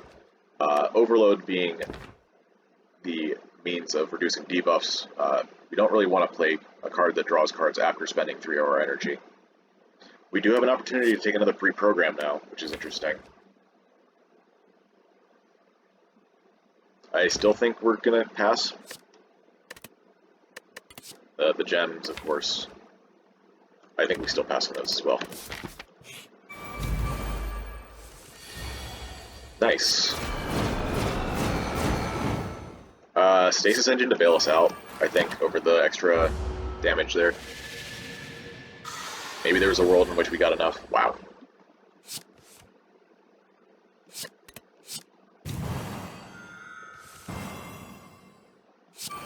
Is this enough? Is this enough as is? Definitely is with this. No, it's not. I forgot that costs 3. Okay, well that's enough, so. Amber. That would be something I consider putting in pre-program, for sure. In fact, since we have so much stasis set up, I think, with like the shield chargers and such, I think having an Amber to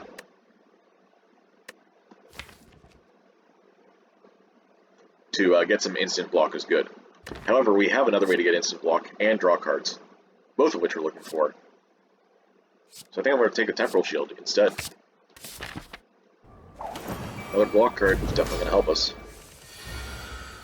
Okay, Resilient Plate's awesome here. I think this is the time we use Dexterity Potion.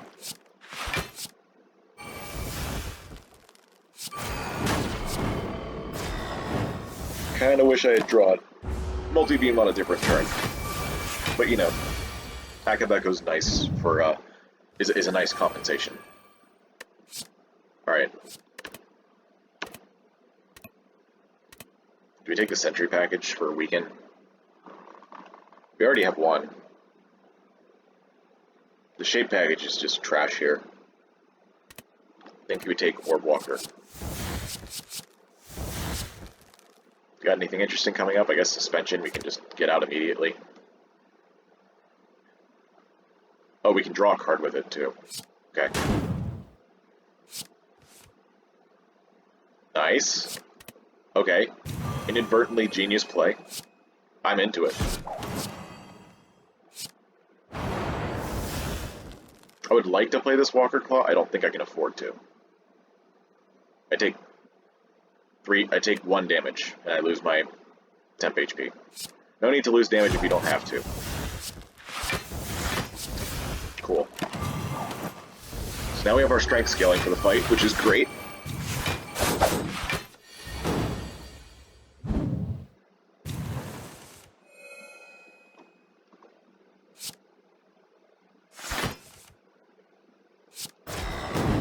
Just switch sides works. We're full blocking right now. I don't think we need to... Maybe we do need to draw here, because that does not look like a great hand. Yeah, let's do this. Put this into stasis. Because next turn is the big attack. So we'll get 10 block next turn and then be able to go into defensive with curl up.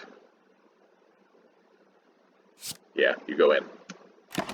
Okay. At least hopefully, maybe we don't draw curl up, and then I'd be sad. At least we also have Sentry Wave, so that came on the right turn. Okay, the other shield charger isn't here, which I guess is sad. Oh, I just realized that this usually changes the intent if you weaken them. I don't know how that works with if you weaken just one of these. Well, that being said, I do have to attack, so... Okay, 22 block, and Thorns on a 5x attack turn, that's great. Except it did nothing, because she's still blocking. And now I'm weakened, so that's cool. Have I already used my Resilient Plate? I have. Okay. Now we're going to play Orb Walk. We're going to play our second Shield Charger, I think. We could try to get back into defensive quickly with Piercing Hide, Shield Charger, Curl Up. Always get us back next turn, because that's like, yeah. I don't know if we need to go there that fast, though. Would give us a chance of hitting Multi-Beam with Curl Up, which means that we can save it for next turn.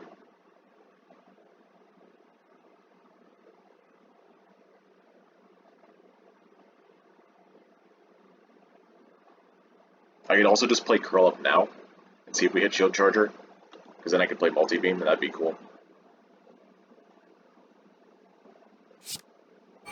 Okay.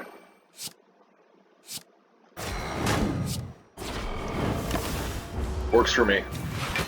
I don't mind losing the Sentry Blast.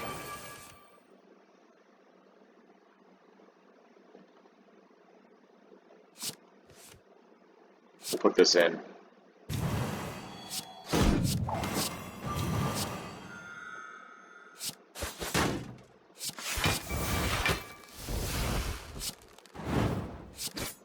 Okay.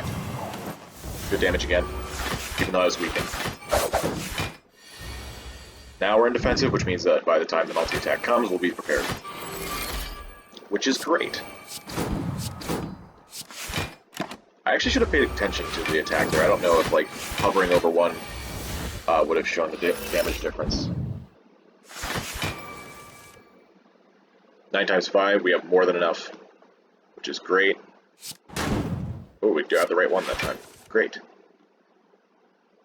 9 times 5, last I checked, is better than 11 times 3.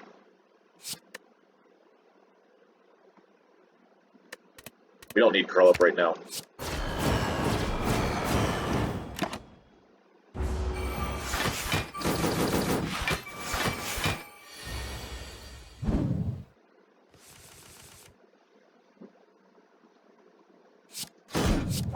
Okay. I wanted to keep one more dex there. We definitely don't have enough damage to do anything with that.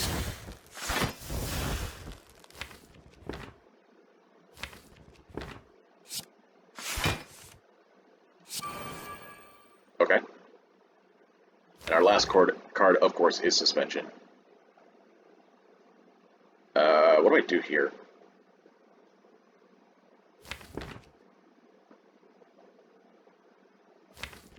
Maybe I could play Incinerate to get Suspension and then put Walker Claw into Stasis? I think I kind of want it next turn, though. Yeah, I guess we'll just get some more Brace.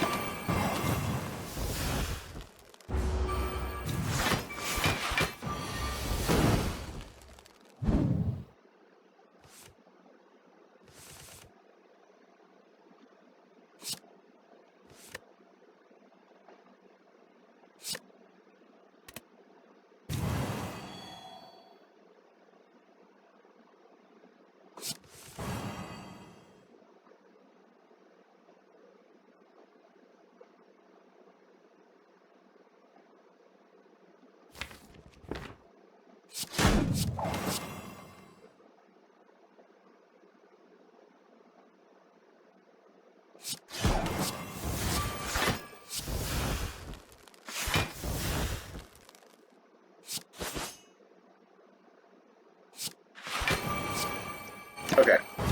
Yeah, this fight should be easy from here.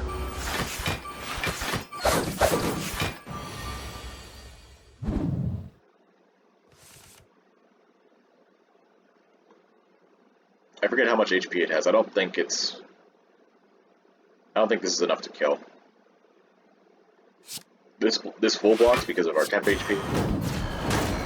Yeah, we still got a few HP left. 58. And they'll have 13 blocks, so 71 damage is needed to kill. 12 by 5. What's in the draw pile? I want the Vent Steam.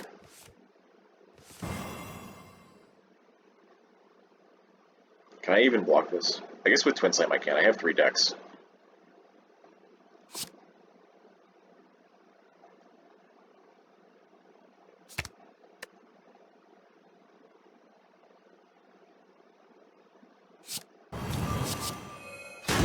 Ah, bad gamble. Alright, that's fine. This should still full block?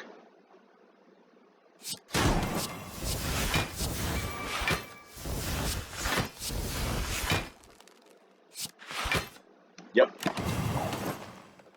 We got 54 plus 8.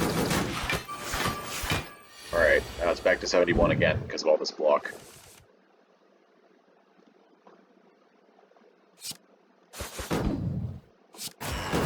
Zero damage, great.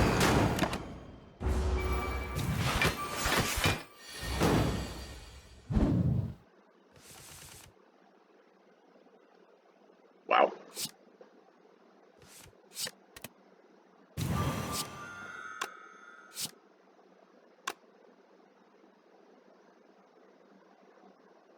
I don't think I have the damage here since I'm weakened.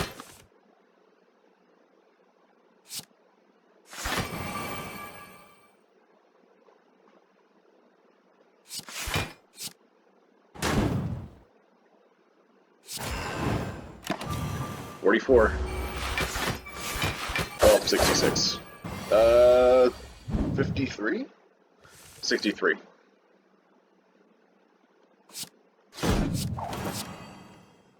And that's GG. It's about time. I wonder how many turns that took.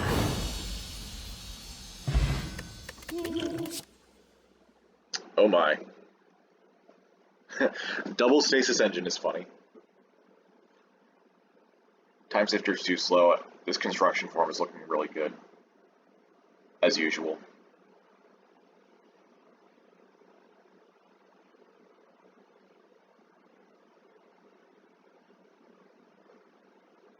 Stasis Engine would help some of our energy troubles. Construction form is just good up front and scaling.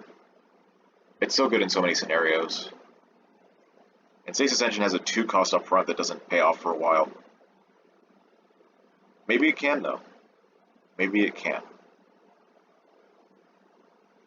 Construction form can be also kind of clunky. Buffer is dependent on how big the enemy attack is. And you know, how big the enemy attack is also dependent on how much block you have. So you could end up losing both of your buffers to like 1 damage attack and then a 9 damage attack. And then it's not great. Meanwhile, Stasis Engine, again, just sort of solves our energy problems.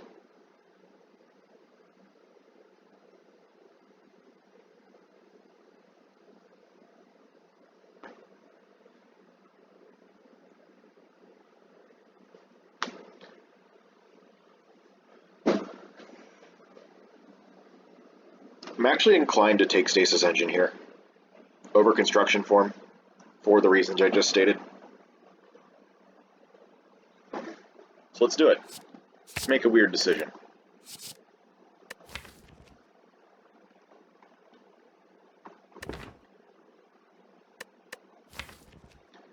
I think now we definitely value Strength Gems a lot higher since we have Impeccable Pecs for temporary HP.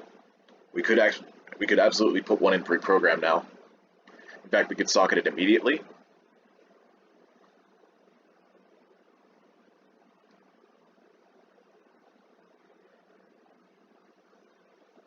Yeah, let's do that.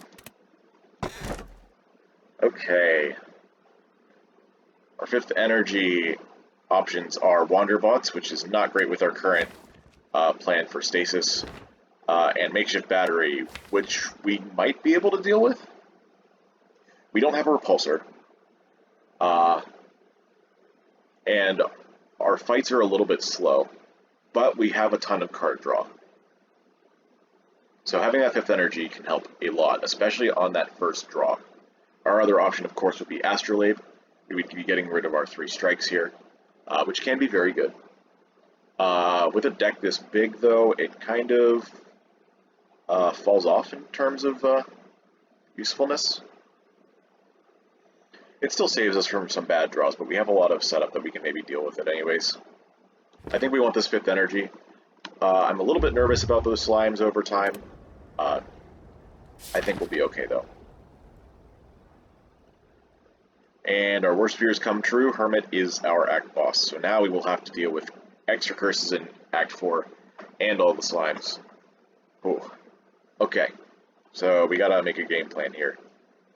Getting Repulsor or more card draw is going to be very important. I think the 5th energy is definitely going to help against these problems. We weren't able to take that Repulsor earlier. So what we want to be able to do is hit up shops and as many fights as we can with our question card in order to give us the best chance of getting that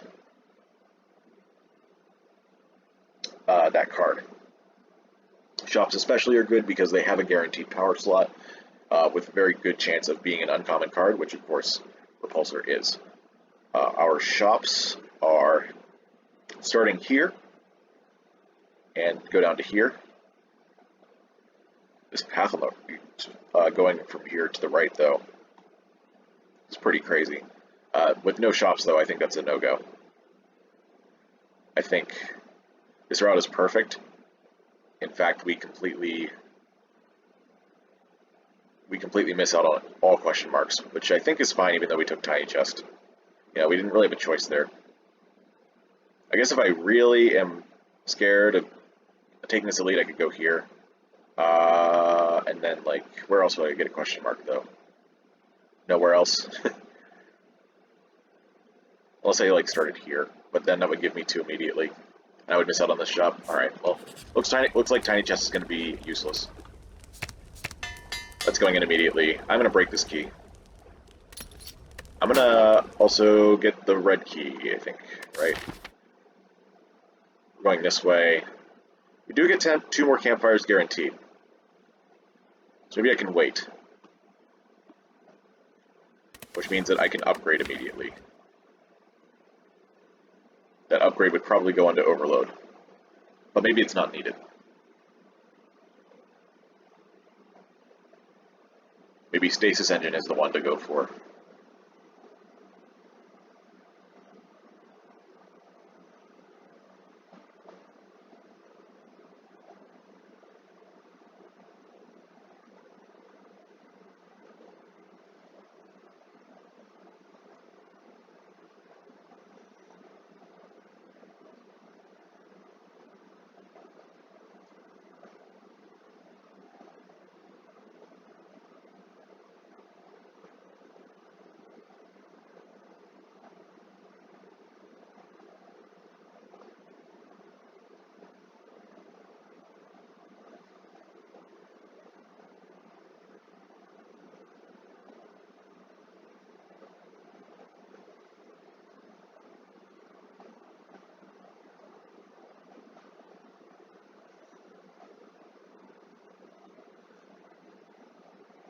Does Stasis Engine actually save me anything at this point?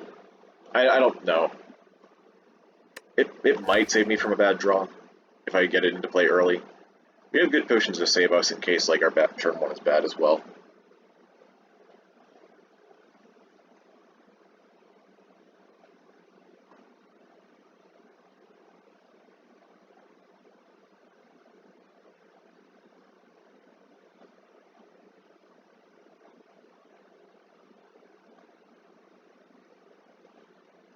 Yeah, let's get this this Stasis Engine upgraded.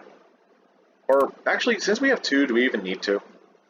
That brings one into play a lot earlier. If we draw both on turn 1, it's a little bit sad. Unless we have 0 cost in hand as well. You know what, let's just leave it as is, and recall. I think it's worth the risk. Since we have 2 of them, we don't need to upgrade 1 as much. It's a good one to get.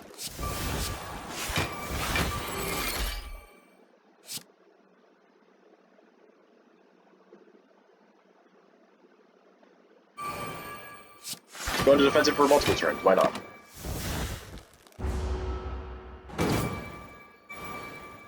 I guess curl up would have been better there slightly. It would have been a little bit less block, but also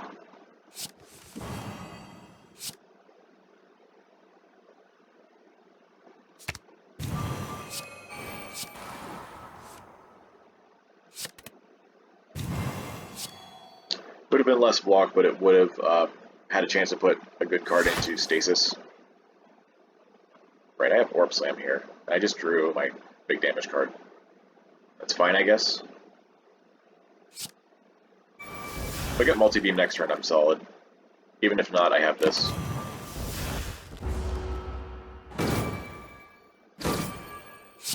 Although Dazes kind of hurt. Yeah, there we go. And this is 3 hits, so that means we definitely survive. Although we have 60 block, I don't think this is much of a problem. Emergency is interesting. I don't know if we need it, but it works well with the stasis engines. Actually, that might be what we're looking for here. We need some way to get some burst, some front load. And this is a great way to get front load. Especially with our shield chargers, if we, like, whiff against something.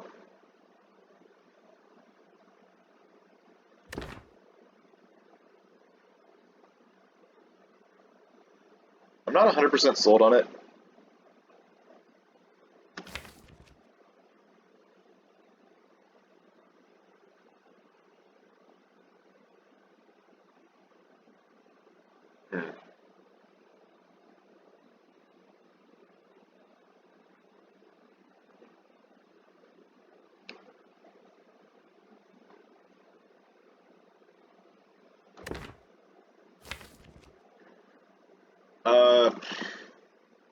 Yeah, why not?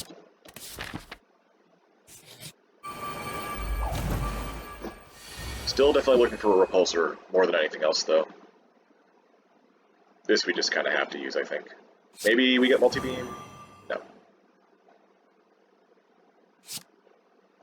I'm hitting this one because it's doing the most damage. Also, as a side effect, we can get to play Curl Up and lose 11 HP. Actually, only 10 because we have Impeccable Pecs and go into defensive immediately. So that's kind of cool. Again, we don't really need Gem Finder right now, so I'm just going to do this. We're going to take our 10 damage.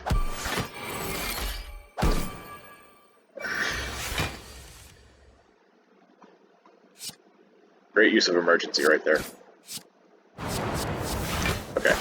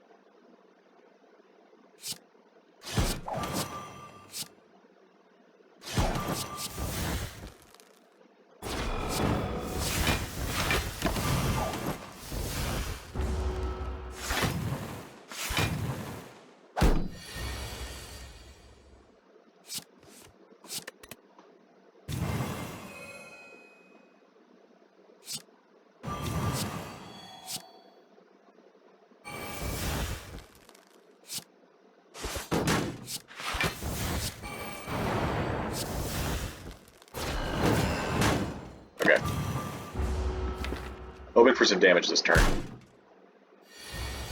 I'd rather not be stuck in this fight forever.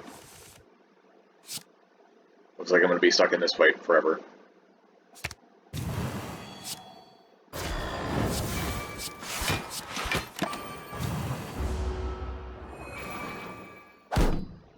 Maybe we get multi-beam now?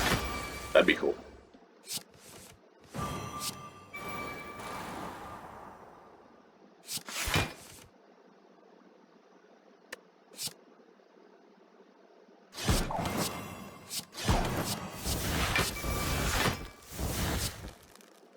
Close enough, I guess.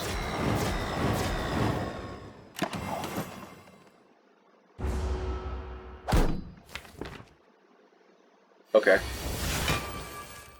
Being the slimes is a little bit scary, but we're still making it.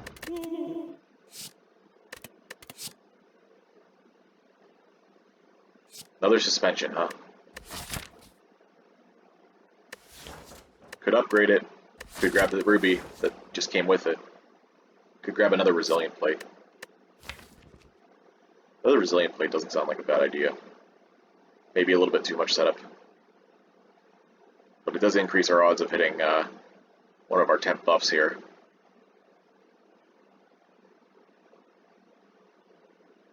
As well as give us brace. I don't think I want it though. I think I still want more card draw. Well, this is going to be scary. Okay, that helps quite a bit.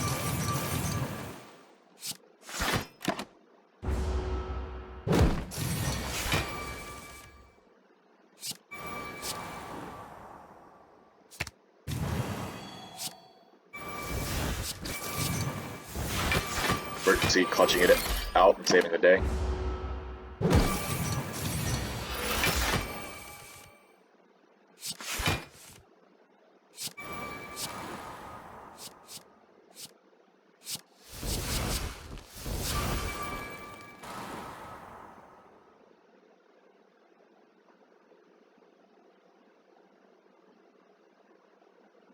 We still have multiple turns left, so we want to do our damage here.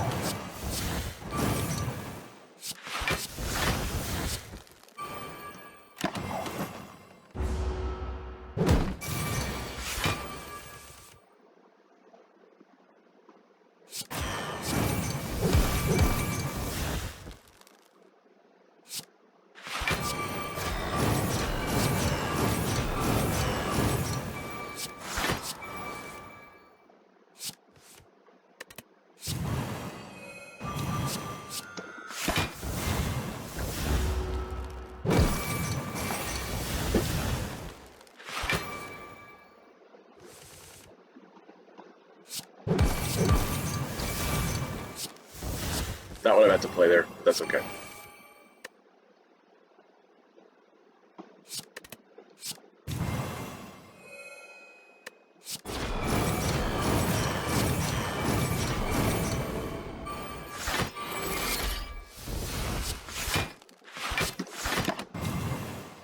Okay, not so bad.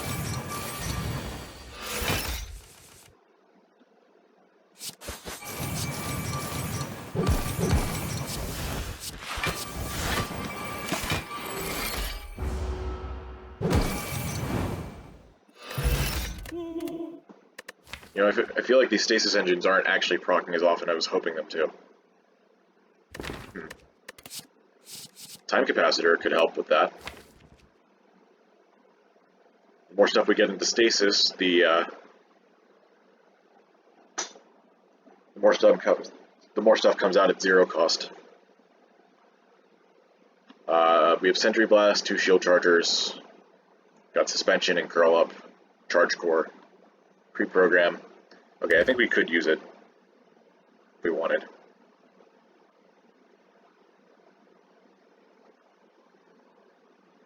The Recover Plus is looking actually kind of nice here, but I don't think it's going to be the greatest. We'll take Time Capacitor and hopefully that'll do enough. Skip these again. Alright, let's get this merchant killed.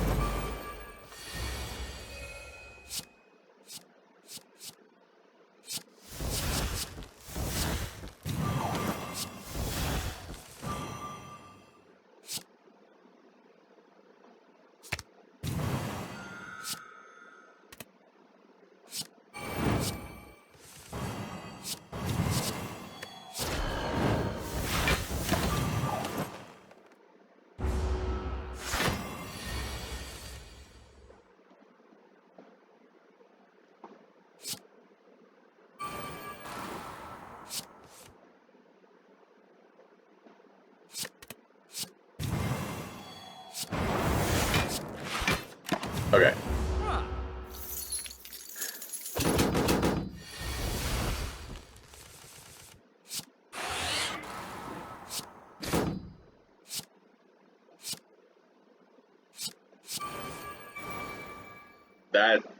That is jank. That should not be how that works. Also, I was definitely hoping to do a lot more damage in all these turns than this.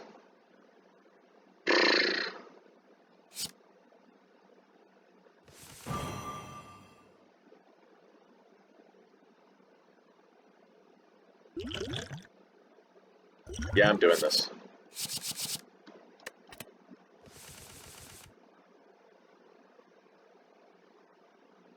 Wow, just how does this happen? At least we still have one more merchant. And we're gonna hit it before a campfire, so we'll still get our gold before we need to break a key. But wow, that sucked.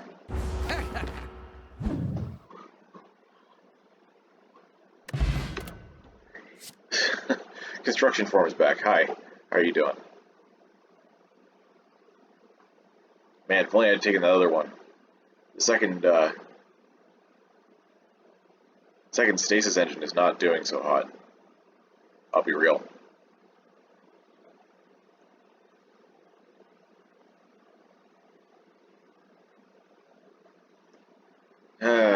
Screw it, I'll take it. Hey, there's Repulsor. Cool. I'm taking that. Might come too late, but you know, it's still there.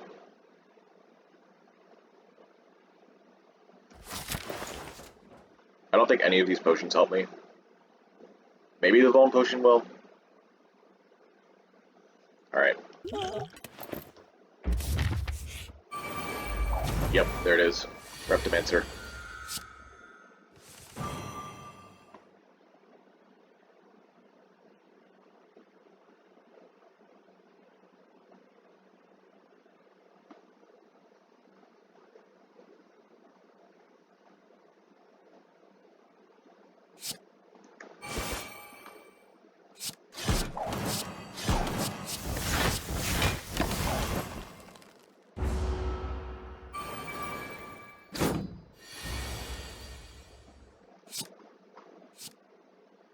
Alright, that handles all of them.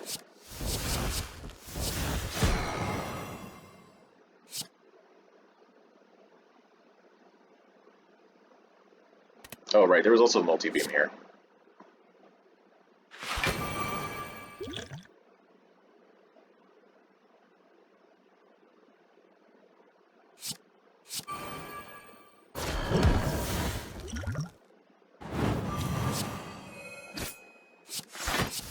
Okay.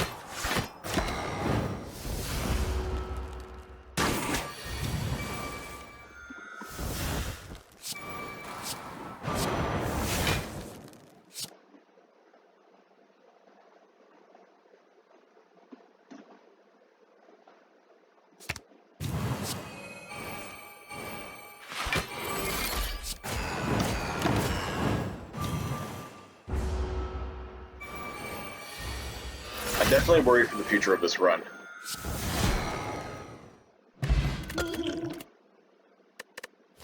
Taking that second stasis engine was a mistake. Third shield charger? Maybe a bit less of a mistake.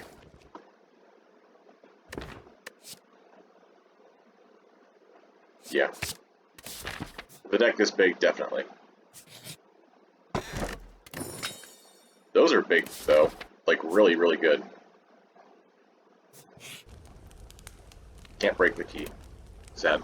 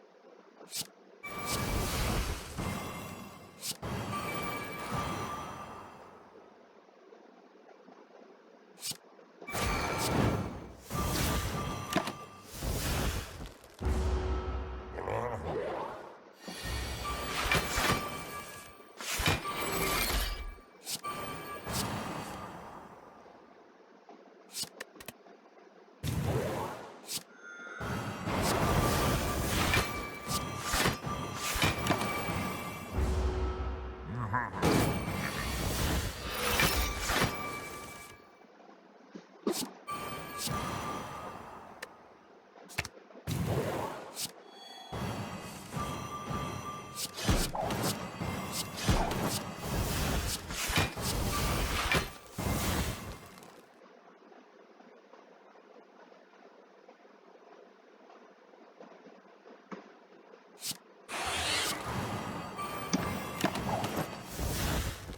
a lot of block. Don't need it all, but it was there.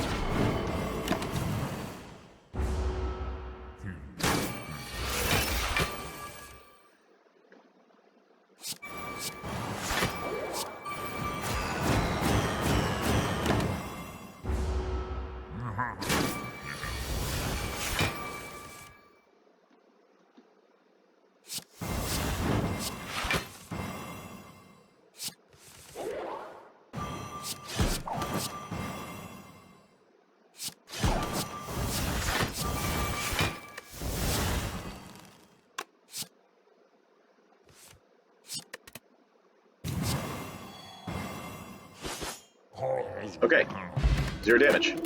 Turnip is cool too. Floating orbs, that solves our stasis engine problem. It also is a great way to scale our damage. Cool. Alright, feeling a lot better now that I have that one card. Oh, we got the big one. Let's go. Alright. No kill. No kill me, please.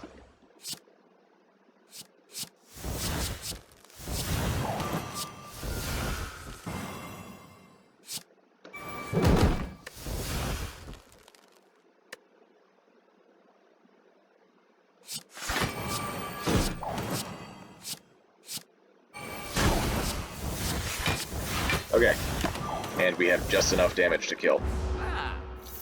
At least right now.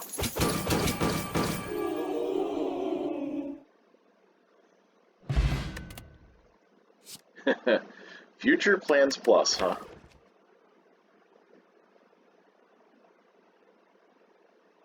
Interesting.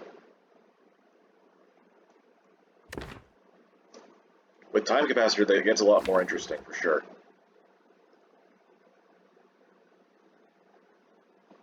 And we are at a late stage in the game where it might actually be beneficial.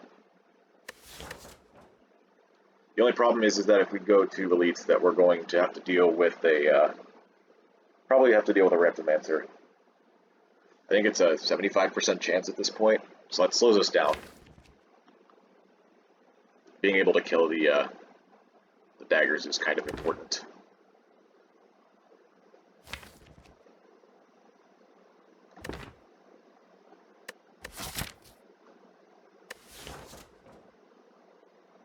I'm still gonna take it. Alright, and we need to save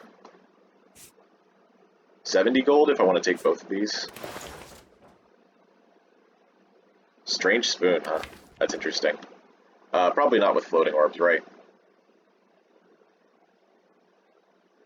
Yeah, most of our cards don't exhaust. We have compile package, which would be cool. I had a run like that with compile package, strange spoon. Yeah, our wards would also come back. I think this is good. I also think a card remove is very nice. Is it though? We have 36 cards. I guess every little bit counts. What really matters is preventing the one dead draw that those cards come in, right?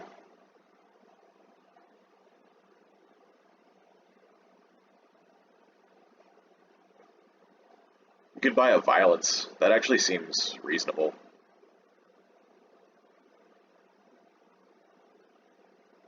That would help us handle Reptomancer a lot more consistently. Yeah, let's do it. Especially with Akabeko, it's really nice. Even Duke Pot it in case I'm worried.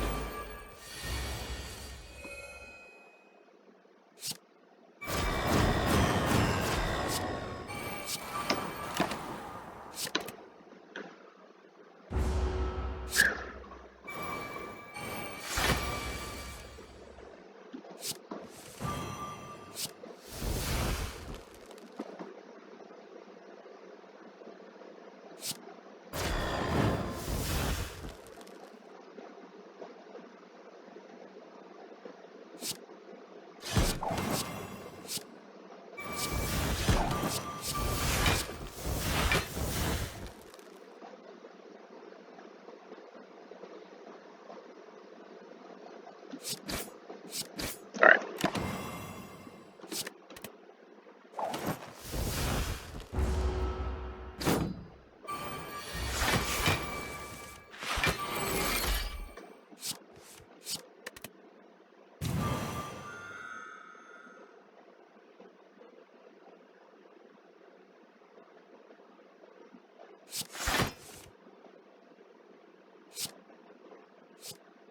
Was definitely hoping for Giga Beam here. This is fine though.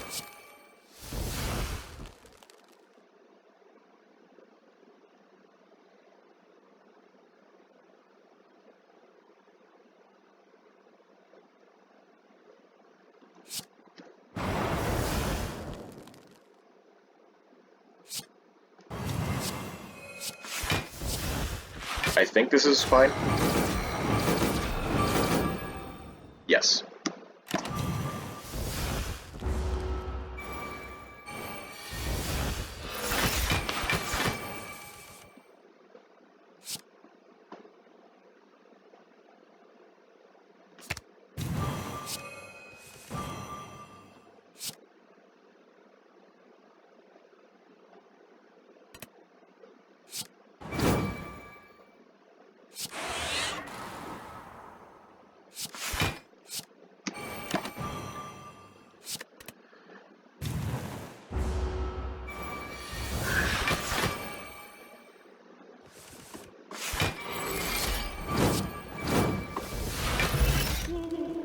Blessing of the Forge.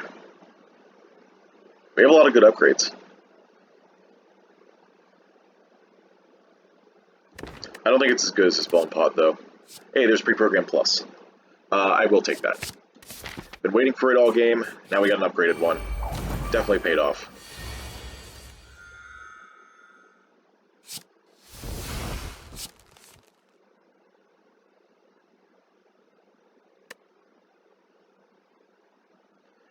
Yeah. Spheric? No. I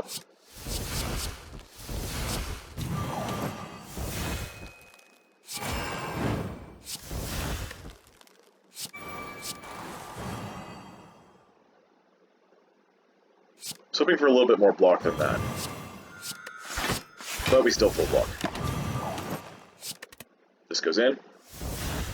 Next turn 45 attack, please. I would like to use my weaken. Okay, that's still fine.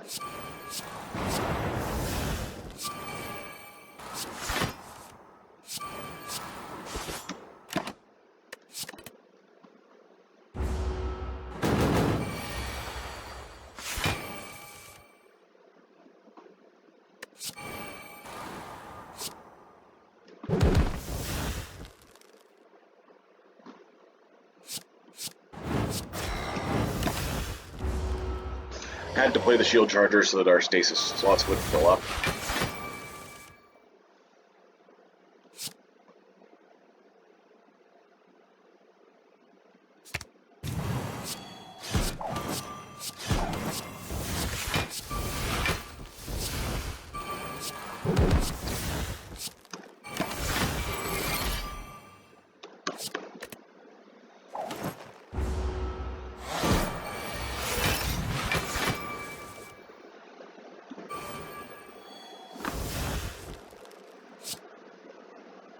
Okay, so this is our draw pile.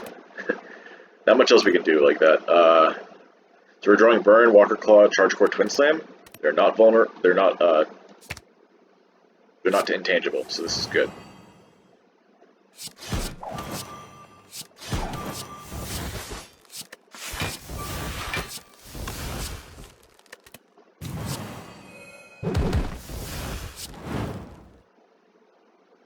Former Brace does not put us in defensive, so I'm not going to play Emergency. Need the block for next turn more often than not.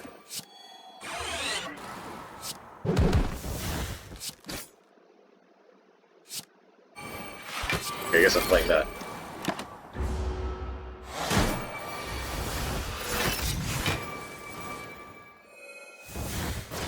Okay. Deck is feeling alright right now. Not maybe the best, but still good. Up next is Campfire. So that means we take the Emerald now. And we're able to put it into our reprogram that we just took. It all works out in the end. Now what do we upgrade?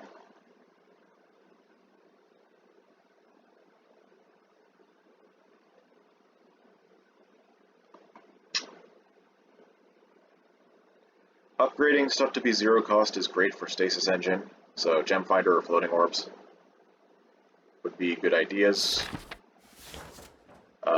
Floating Orbs probably. We can skip Gem Finder a lot of the time. This event Steam is not paid off as much as I hoped. It was good in Act 1 at least. Oh, Resilient Plate still exists. Yeah, that's going to be our upgrade here. 38 card deck, maybe it doesn't matter, but...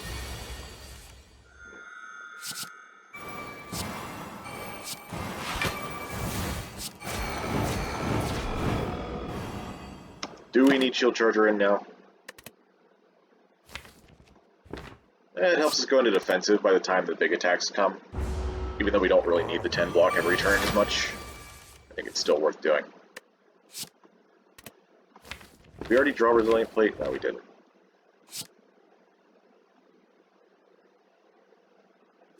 Yeah, we'll do this. Oh wait, it's in our hand, doy.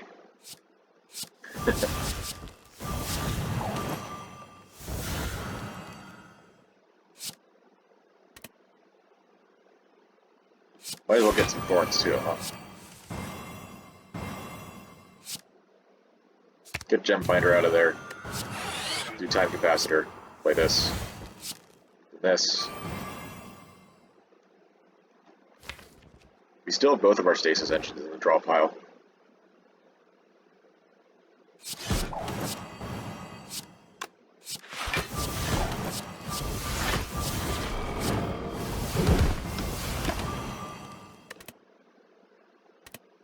Yeah, you know what? Let's just put Shield Charger in.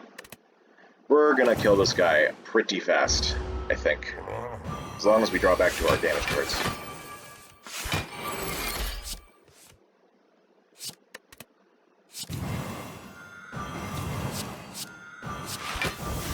We still haven't drawn our Stasis Engines.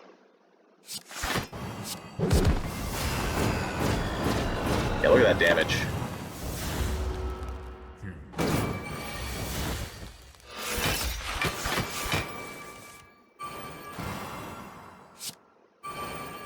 Looks like we're not using Stasis Engine this fight.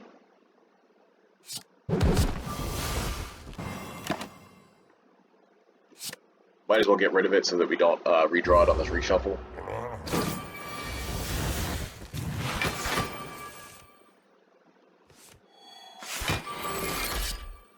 I guess we can use it now.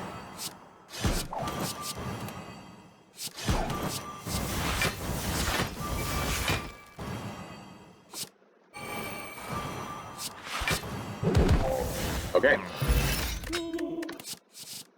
Time Sifter is back. Fracted Beam +1 is back. Very interesting. I don't think it's necessary now that we have Floating Orbs. Maybe a Protocol at this point would be helpful. Nah. Maybe. Might be a little bit hard to control early on. We are going to have to deal with Silence Thorns in the Niao fight.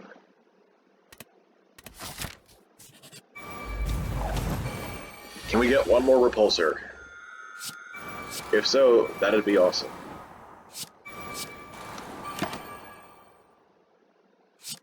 Get a strike in there. I can't be frail.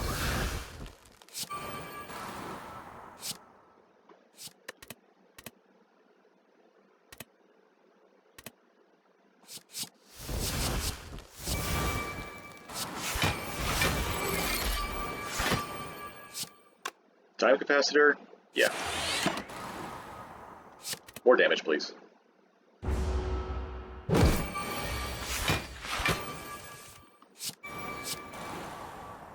I would like to draw this.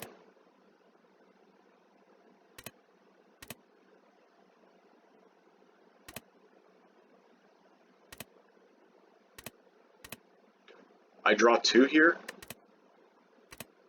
So I don't want to get emergency. I think either one of these is fine then.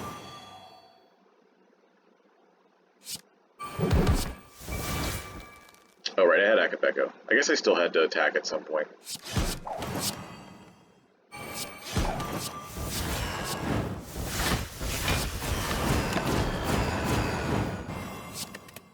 Alright.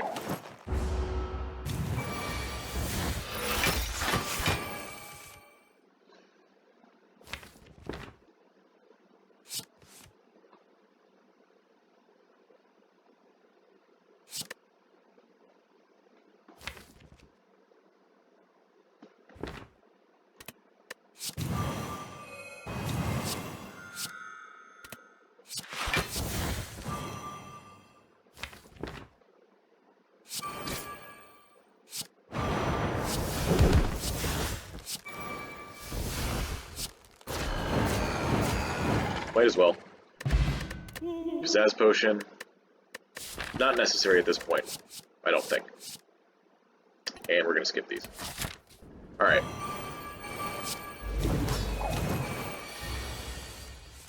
Let's beat up the Hermit.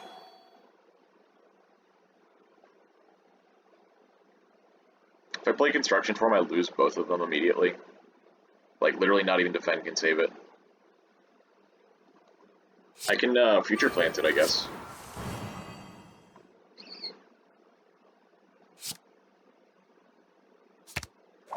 Do that too.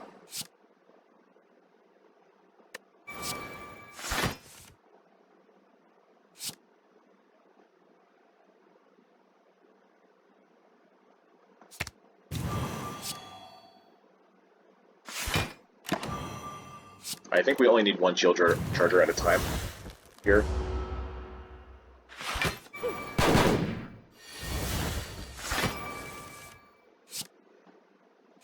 This is nice. 110 damage right off the bat like that. Multi-beam stopping the impending dooms. It's funny.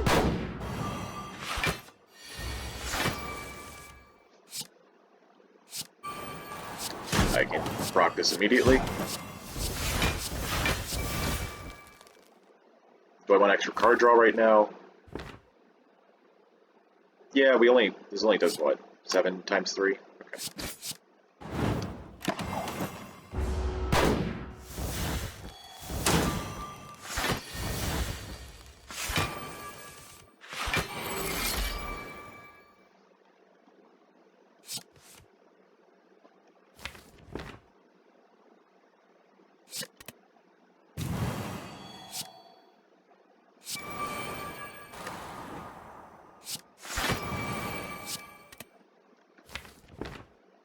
Just get rid of that.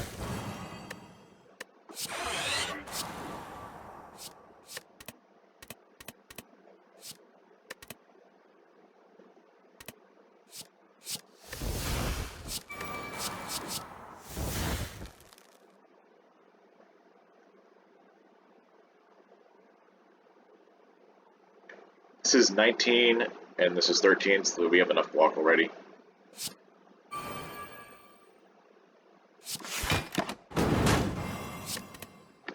Get War Block in. The thorns there are nice.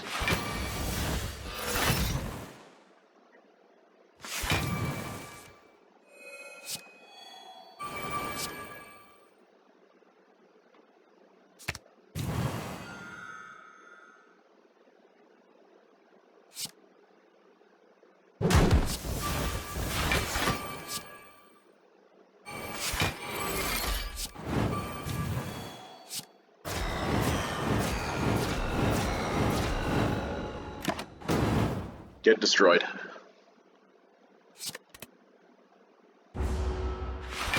Should be a big turn now, if I'm not mistaken. Shouldn't matter though, because I have so much damage. Guess I'll take up 10 nib. Cool. 0 damage fight.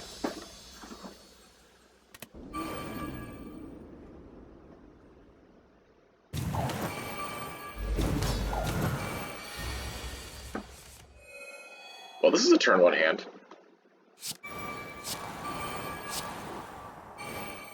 Save a buffer stack? Yeah, the future turns are a lot scarier than 11 damage. Oh, and I'm in defensive? Can I go back in defensive? Maybe if I get hit, compile package into Sphere Guardian. I can. Well, we can see if that'll happen. It won't. We're using most of our energy this turn, so I think we just take the multi-beam out. I don't think we have to carry about Repulsor this time, so I'm going to just play Refractive Beam and do some more damage. Maybe. If I play Sentry Blast, the weaken comes on the right turn. I guess I'll do that then. Maybe I do need to care about Repulsor.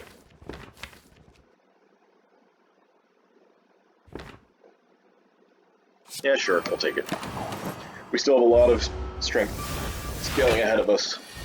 We don't really need to do the damage immediately.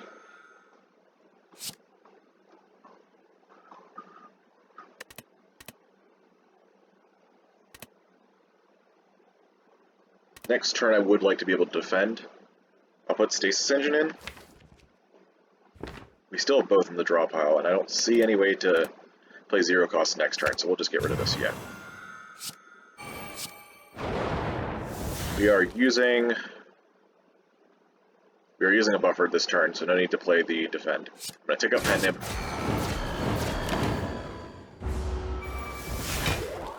Alright.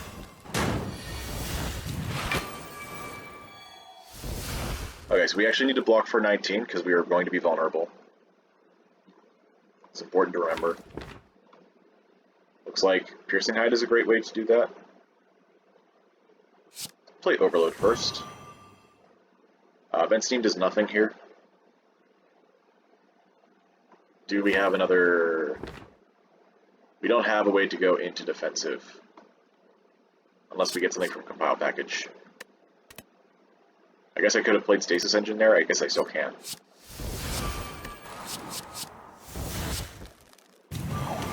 Just get rid of all the debuffs.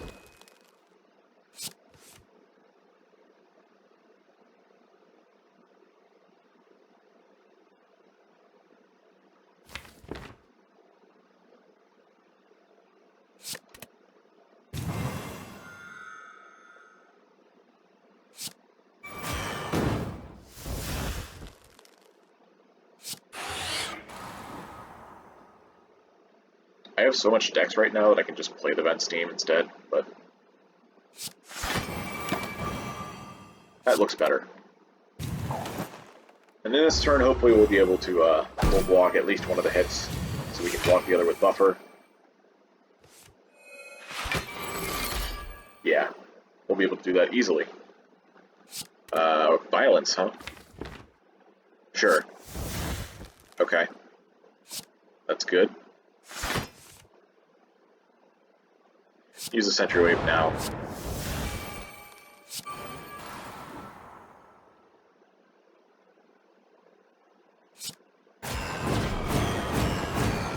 Is this 61 incoming?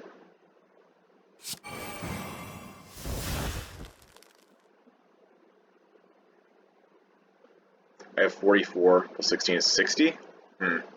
One short. Might as well do this then. We're going to lose the buffer anyway, so just tick down their stuff. Let's put Charge Core into Stasis. We need that extra card draw, right? Especially since we just drew like all of our attacks.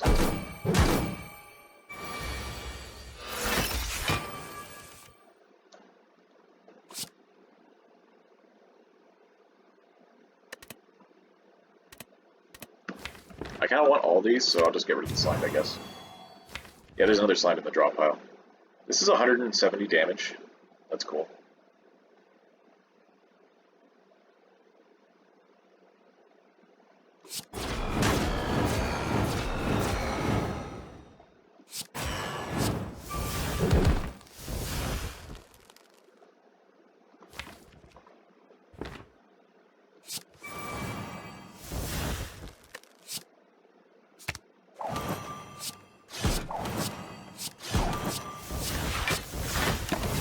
We're one off from full blocking the bomb. That's funny. Also sad, but funny.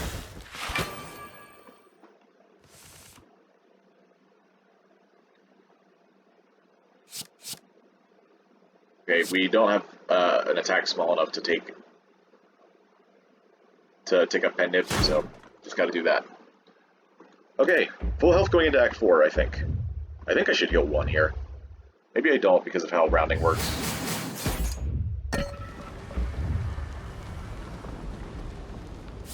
Nope, I did heal. I'm not exactly sure how the rounding works here. Because you're supposed to heal 3/4 of your missing HP, and I had 1 missing HP. And usually the game rounds down in every scenario.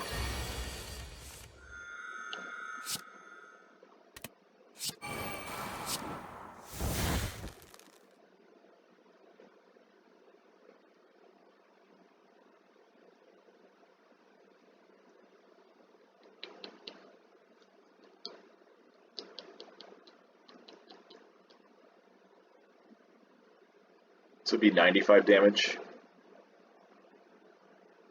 if I use the Bone Potion. This would be 10. This would be 18. Would not be enough to kill.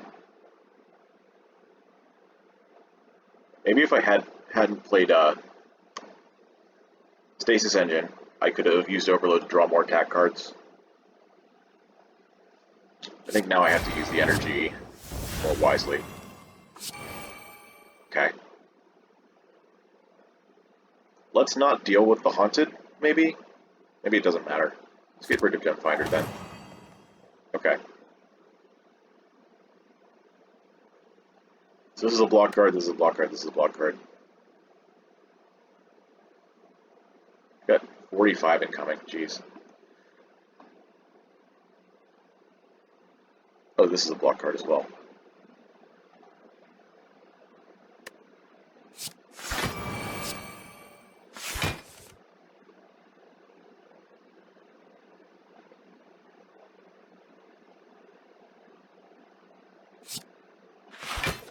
Alright. This is just how it's going to happen. Just going to take some damage and we're going to be okay with it.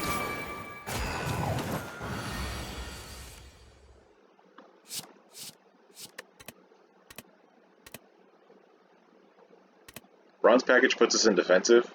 It's funny. Sure.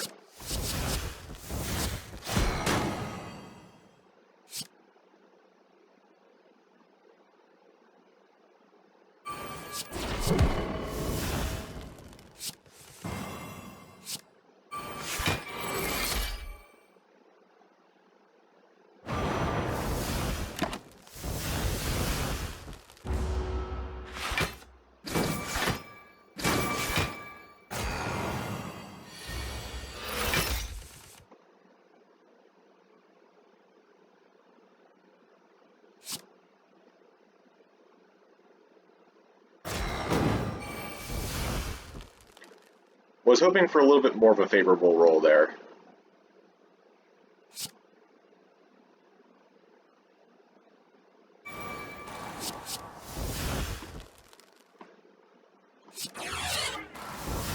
Instead, we're taking another 19 damage. Great. At least I healed 25 at the boss.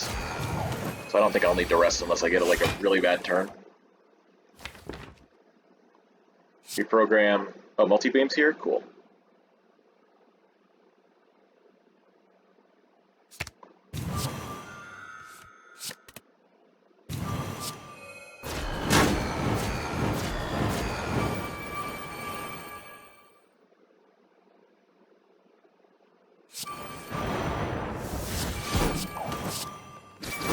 Alright. That wasn't that bad.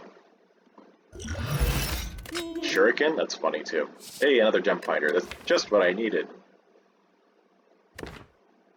Yeah, we're skipping these. Alright, what do we got in the shop? Oh yeah, we got a 50 cent card remove. Yeah, we'll just go with that. Nothing else in the shop looks great. Maybe one of these potions is better. Actually, a Gambler's Brew could be really good. Dupe Pod is probably better than the Vulnerable. Okay, so the Vulnerable went to waste, but I think it was still useful for us to have a to have something just in case. Now we're healing for 25, which means we go up to 93. So is there an upgrade that's worth 11 HP? I think Stasis Engine might be. Getting an early Stasis Engine in a 40 card deck, or 38 cards I guess, seems like a good thing to have going on right now.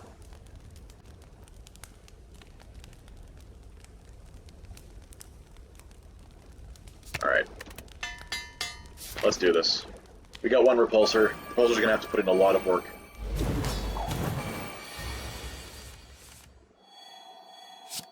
It's not really the turn one I was looking for. I don't think I need to use prepare here. I can save that for a future turn.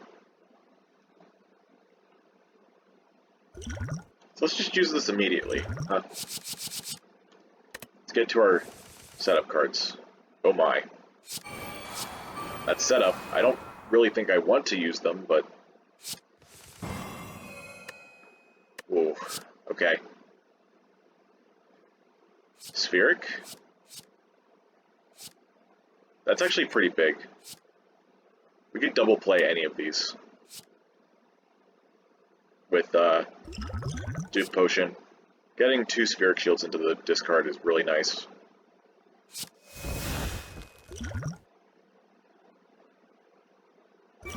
Yep.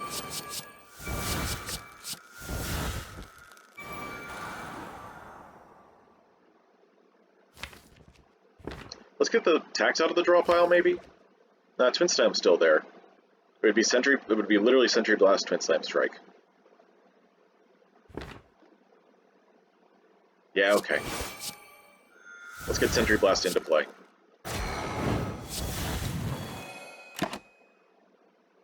Do we use one of these now? Maybe Twin Slam? Yeah, we'll just put Twin Slam in for 2 turns from now. Get us some extra Shuriken procs and all that. Seems reasonable to me. Hey, we got Repulsor nice and early. That's very nice. We can't proc this turn. I'm just going to play this and then put Charge Core into stasis with future plans. Really like Time Capacitor. There it is. And everything is now ethereal.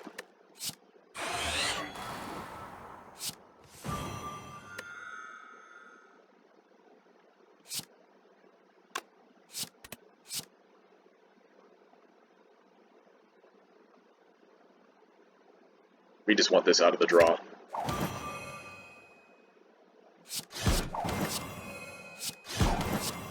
We're gonna put Construction Form into... Oh no, never mind, we're just gonna play it. Maybe? Yeah.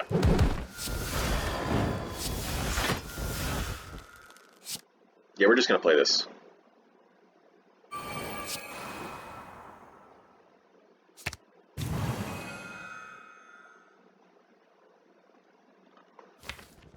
I guess I could have drawn a card with Resilient, and played Resilient Plate so I wasn't vulnerable and I'd be able to keep one of my... No, I would need more energy. Alright. Let's keep Emergency. It's ethereal, we're gonna need it later. Okay. 1 buffer is all we need.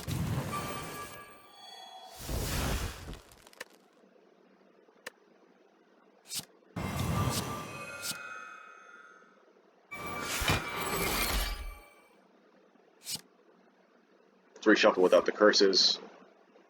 I guess we put Curl Up in. That makes sense.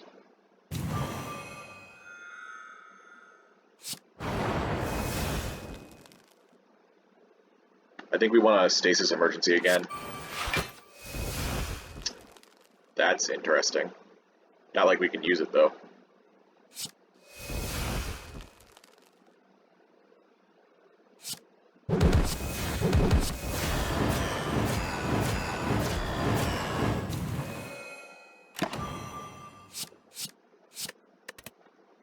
Okay, I am feeling very comfortable about this. That's the first buff, which means that the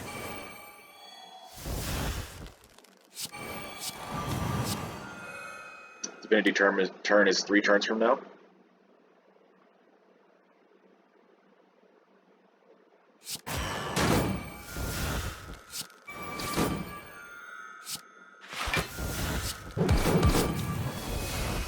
You do so much damage.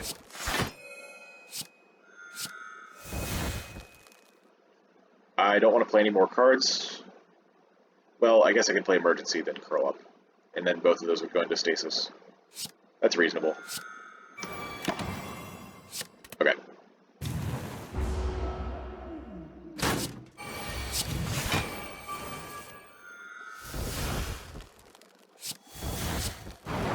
I'm not really feeling these curses too much.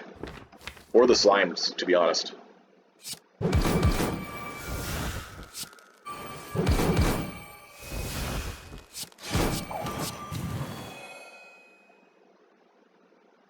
Thorns affects temp HP first.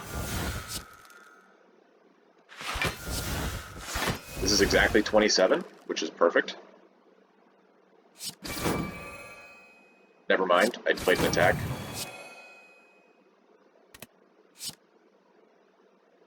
I guess we just use our energy on this. No, we don't have to. Don't heal Niao for 3. Just use our future plans. Okay, our other buffer's gone, but that's fine. I probably should have kept it simply because, you know, Divinity Turn is a big, scary. Where's our Twin Slam? Did we already draw it? We already drew it. We do still need to do damage here, for sure.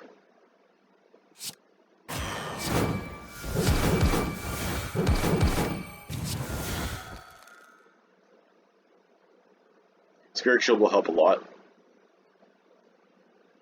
Put Slimed into stasis here. And use Reprogram now. We'll put Floating Orbs into stasis as well, just so we get it out next turn. Okay, Resilient Plate. Prepare. I don't want to draw cards here. Because we'll draw Haunted with our Spheric Shield. Alright, we're going to have plenty of block for this turn. 84. Oh yeah. I think we can play literally everything. Yeah, might as well. We do need to do damage after all. Okay, we didn't draw a big damage card, but that's fine. That's big enough.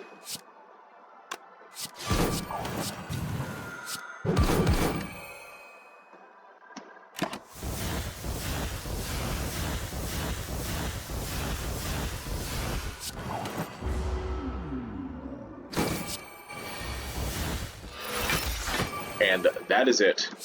A hard-fought run that came together at the end, at least in my eyes. We might have been safe the whole time, who knows. Big deck, though.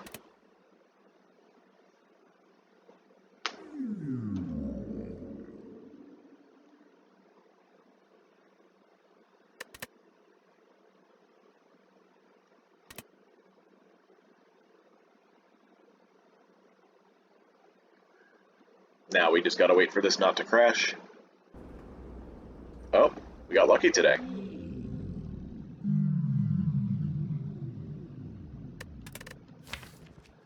Oh man, what a run. Can't even fit all the cards on one screen. Unless we scroll down a little bit. Okay. Very interesting start to the run. We weren't getting a lot of the cards that we needed to beat elites. We got Piercing Hide and Shield Charger. On 4 energy, those are okay. I'm fine with taking a first floor defensive card if I'm not offered anything better. Piercing Hide was fine. Shield Charger is just such a strong card that it was fine to take. We had to take Walker Claw. It ended up paying off because we built into strength. And then we also bought Ventus Steam and Charge Core for the damage that we needed for the next fight. And then we took an Overload, which took a lot of thinking to make work, but it did work out in the end. It did also force us to take like a 5th energy eventually. Drawing 4 cards for 1 energy is just so many cards in hand, uh, especially if you have a lot of good cards that you want to play. Making decisions like that, on top of the fact that you have to deal with the downside next turn, is very difficult. That being said, it did work out. Uh, I took it also for like the potential of building into temporary buff scaling, which we did a bit of, not as much as I thought we would, but then again, we would have to take stuff with sockets, and that's not always easy. But we did kind of get there in the end. Honestly, Overload Plus is not the greatest for temp buff scaling, because you have to play a card before you draw cards, and that's kind of contrary to the play pattern that drawing cards usually wants. You want to draw cards first during your turn. Getting Darkstone Periap from this was very interesting. It allowed me to take the chest, which had a Matryoshka, which helped me play into taking these other 2 chests as well. It was a very interesting setup that we had, and I'm glad we did, because we got, this relic was useless. I wish it was the one that was combined with the key, because I think Anchor was the other one, and that would have been very helpful. And then we got Slime Suit Pantograph here. Also, the fact that we were able to go through all these relics meant that we didn't get them at elites, which was also great. So this kind of setup was really funny. I think we made a few mistakes in terms of our card choices this run. The Stasis Engine was one. I'm glad that we were able to find the floating orbs in order to be able to deal with that. In the end, that really pulled it together. I wasn't playing zero-cost cards as often as I thought, even with all the stasis stuff. Turns out all the stasis stuff was being used on the stuff that is volatile, like the shield chargers and charge core and all that. So we weren't really getting zero-cost cards to play out of stasis. But overall, we did end up being fine. I would definitely want to go back and take the construction form over the stasis engine now, especially since we got a second one, but that's all hindsight. Getting rid of the curse with the empty cage was a great play because there wasn't a shop until late in the act. Also, we were still able to manage on 4 energy. Part of the great thing about the boss swap, this helped us lean into our temporary strength to give us a little bit of extra HP, which is really cool. This was, in fact, a correct play. Makeshift Battery did not hurt us too much. There were maybe 1 or 2 fights where it was scary, but other than that, we were able to handle it most of the time. Buying the Omamori was funny with the Curse Key. I was fully expecting to get another chest in this act, but then we just took every fight we could, and there wasn't. We weren't forced to take 2 or given the opportunity to take a second one, really, unless we pathed out of the way of all those fights. I don't remember where we got Repulsor. It was at this shop, right? No, it was at this shop, floor 39. We got a Repulsor. I was looking for a second one because we got both Makeshift Battery and Hermit. I guess we didn't really have to worry that much. We went through our deck so fast that by the reshuffle, we had all our stuff in play. We had 1 Repulsor to deal with all the extra curses. So yeah, it wasn't that bad overall. I'm not really sure what else to say about this build. Large decks have so many different things going on that sometimes it's hard to sum it up in a nice way. We were able to make good use of stasis, I guess. We made good use of the temp buff scaling. Definitely not as much as I would have wanted to. Temp buff scaling is... I think this run is a testament to how difficult temp buff scaling actually is to pull off. But I might end up eating my words because I do know the one person who specializes in temp buff scaling, so maybe I'm just bad. But overall, still a win, you know. Yeah, that's going to be it. Run number 11. 11 runs and we still haven't seen a strength gem at the beginning of the run. Let me get on my calculator real quick, because this is kind of crazy. Each gem should have a 3/4 chance of showing up. Sorry, a 1/4 chance of showing up. So that's 3/4 chance for anything that isn't the ruby. And we've done this 11 times. Yeah, us not getting a ruby in the first 11 is like a 4.22% chance. It's kind of ridiculous that we've had this kind of luck. But, you know, not out of the question. 5%, it can happen, especially if you play the game for long enough or watch enough people. I am really hoping to get a strength gem, though, at some point, because I really want to show off how I don't socket it at the beginning like I socket the other three, and then how I would make use of it in that situation. But I guess until then, we'll just have to wait and see. So, thanks for watching. I hope you enjoyed. Hope you stick around. And if you do, I'll see you later. Here's the seed, just in case you want to look at it, in case you don't really want to go to the description for some reason.